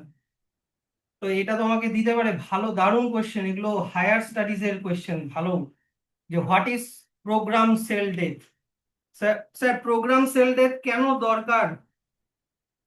Normal ডেভেলপমেন্টের জন্য, সেলের কোয়ালিটি মেনটেন করার জন্য, তোমার ইমিউন ফাংশনটাকে ঠিকঠাক রাখার জন্য এগুলো দরকার। তোমাকে একটা কোয়েশ্চেন করলো যে স্যার আমরা একটা মানুষের বাচ্চা মায়ের পেটে আছে, মানে এমব্রায়ো স্টেজে আছে, বুঝলা? ওর মধ্যে যদি পিসিডি স্টপ হয়ে যায় তাহলে ওর ফিঙ্গারের মধ্যে কি কি চেঞ্জ লক্ষ্য করা যাবে? মনে করো একটা বাচ্চা, এদিকে দেখবা, মনে করো একটা ছোট্ট, মনে করো এমব্রায়ো, ওই এমব্রায়োটার এরকম মনে করো হাতটা ধীরে ধীরে তৈরি হচ্ছে, এটা মনে করো হাতটা অল্প একটু তৈরি হচ্ছে, বুঝলা তো? এখনো ফিঙ্গার গুলো ঠিক করে তৈরি হয়নি। এইবার মনে করো ধীরে ধীরে ফিঙ্গার তৈরি হচ্ছে। এইবার মনে করো এইখানে মনে করো ফিঙ্গার গুলো তৈরি হচ্ছে। এবার শুরুতে হয় কি ফিঙ্গার গুলো এরকম মানে একসাথে লেগে থাকে, বুঝলা? ফিঙ্গার গুলো একসাথে লেগে থাকে। এবার এই যে মাঝে ফিঙ্গার গুলোর মাঝে যে চামড়াটা আছে, ওই চামড়ার সেলগুলোর যদি পিসিডি না হয় তাহলে ফিঙ্গার গুলো একসাথে জয়েন্ট হয়ে থাকতো। ওই ফিঙ্গারের মাঝে যে স্কিনটা আছে, ওই স্কিনের সেলগুলোর পিসিডি হচ্ছে জন্যই কি হচ্ছে বলতো, ফিঙ্গার গুলো আলাদা আলাদা হয়ে যাচ্ছে। কি বুঝলা? ফিঙ্গার গুলো আলাদা আলাদা হয়ে যাচ্ছে। পিসিডি কোনো সিলেক্টিভ সেলে হয়? সব সেলেই হয় আমাদের, নিউরনে অত হয় না। নিউরনে পিসিডি হলে নিউরন একবার তৈরি হয়ে আর তৈরি হয় না, তো নিউরনে হয় না। বাদ বাকি মোটামুটি নিউরন আর চোখের সেলে পিসিডি অত হয় না, বাদ বাকি সব সেলেই পিসিডি হয়। তো এখানে বললো যে embryo develop, when embryo develops the PCD helps from fingers by eliminating cells between the digit মানে আঙ্গুলের মাঝে যে স্কিনের সেলগুলো আছে ওগুলো এলিমিনেট হয়ে যায়। তার জন্যই কিন্তু ফ্রি হয়ে যায় আঙ্গুলগুলো, যদি না হতো তাহলে ব্যাঙের মতো, ফ্রগের মতো ওয়েবড হ্যান্ড হতো। ব্যাঙের কি হয়, ডিজিট গুলো মনে করো ব্যাঙের ডিজিট গুলোর মাঝে মাঝে এইরকম স্কিনের একটা ইয়ে থাকে, স্কিনের একটা জয়েনিং থাকে, হ্যাঁ কি না? যার জন্য ওরা যাতে ভালো করে সাঁতার কাটে, এই ধরনের ফিটকে ওয়েবড ফিট বলে। কিন্তু আমাদের এরকম জয়েনিং থাকে না, কারণ আমি কি বললাম, এই ডিজিট গুলোর মাঝে যে স্কিন আছে ওই স্কিনের সেলগুলোর মধ্যে কি হচ্ছে, পিসিডি হয়ে এই মাঝের যে জয়েনিংটা এটা হচ্ছে তোমার সরে যাচ্ছে, আর আমাদের আঙ্গুলগুলো কি হয়ে যাচ্ছে বলতো, ফ্রি হয়ে যাচ্ছে। কি বুঝলা? তো এইটা কিন্তু খুব দারুণ কোয়েশ্চেন, এগুলো তোমাকে ফিঙ্গার দিয়ে কোয়েশ্চেনটা না দিয়ে অন্য কিছু দিয়ে দিল। চোখের মধ্যে, চোখের যে আমাদের পাতা হয়, যদি ওটাতে পিসিডি না হয় তাহলে চোখ খুলবে না। মুখের লিপস এর মধ্যে যদি পিসিডি না হয় তাহলে লিপস খুলবে না। পিসিডি হলো কারণ ও তো একটা মাস অফ সেল, তাই কি না? তো সেল কিছু কিছু জায়গার ও মানে সেলগুলো আর্লি এমব্রায়োনিক স্টেজে মরে যাওয়া দরকার, তাহলে কিন্তু অর্গান গুলো ডেভেলপ করবে না, খুলবে না, এরকম বন্ধ বন্ধ থাকবে। তাহলে এখানে চলে আসা হচ্ছে, তাহলে গোটা চ্যাপ্টার শেষ তো। নেক্সট দিন আমি তোমাদেরকে এই যে আজকে যে পার্টটা পড়ালাম এই পার্ট থেকে কোয়েশ্চেন গুলো দিয়ে দিব, আর আগের পার্ট গুলো রিভিশন নিব, হ্যাঁ। হ্যাঁ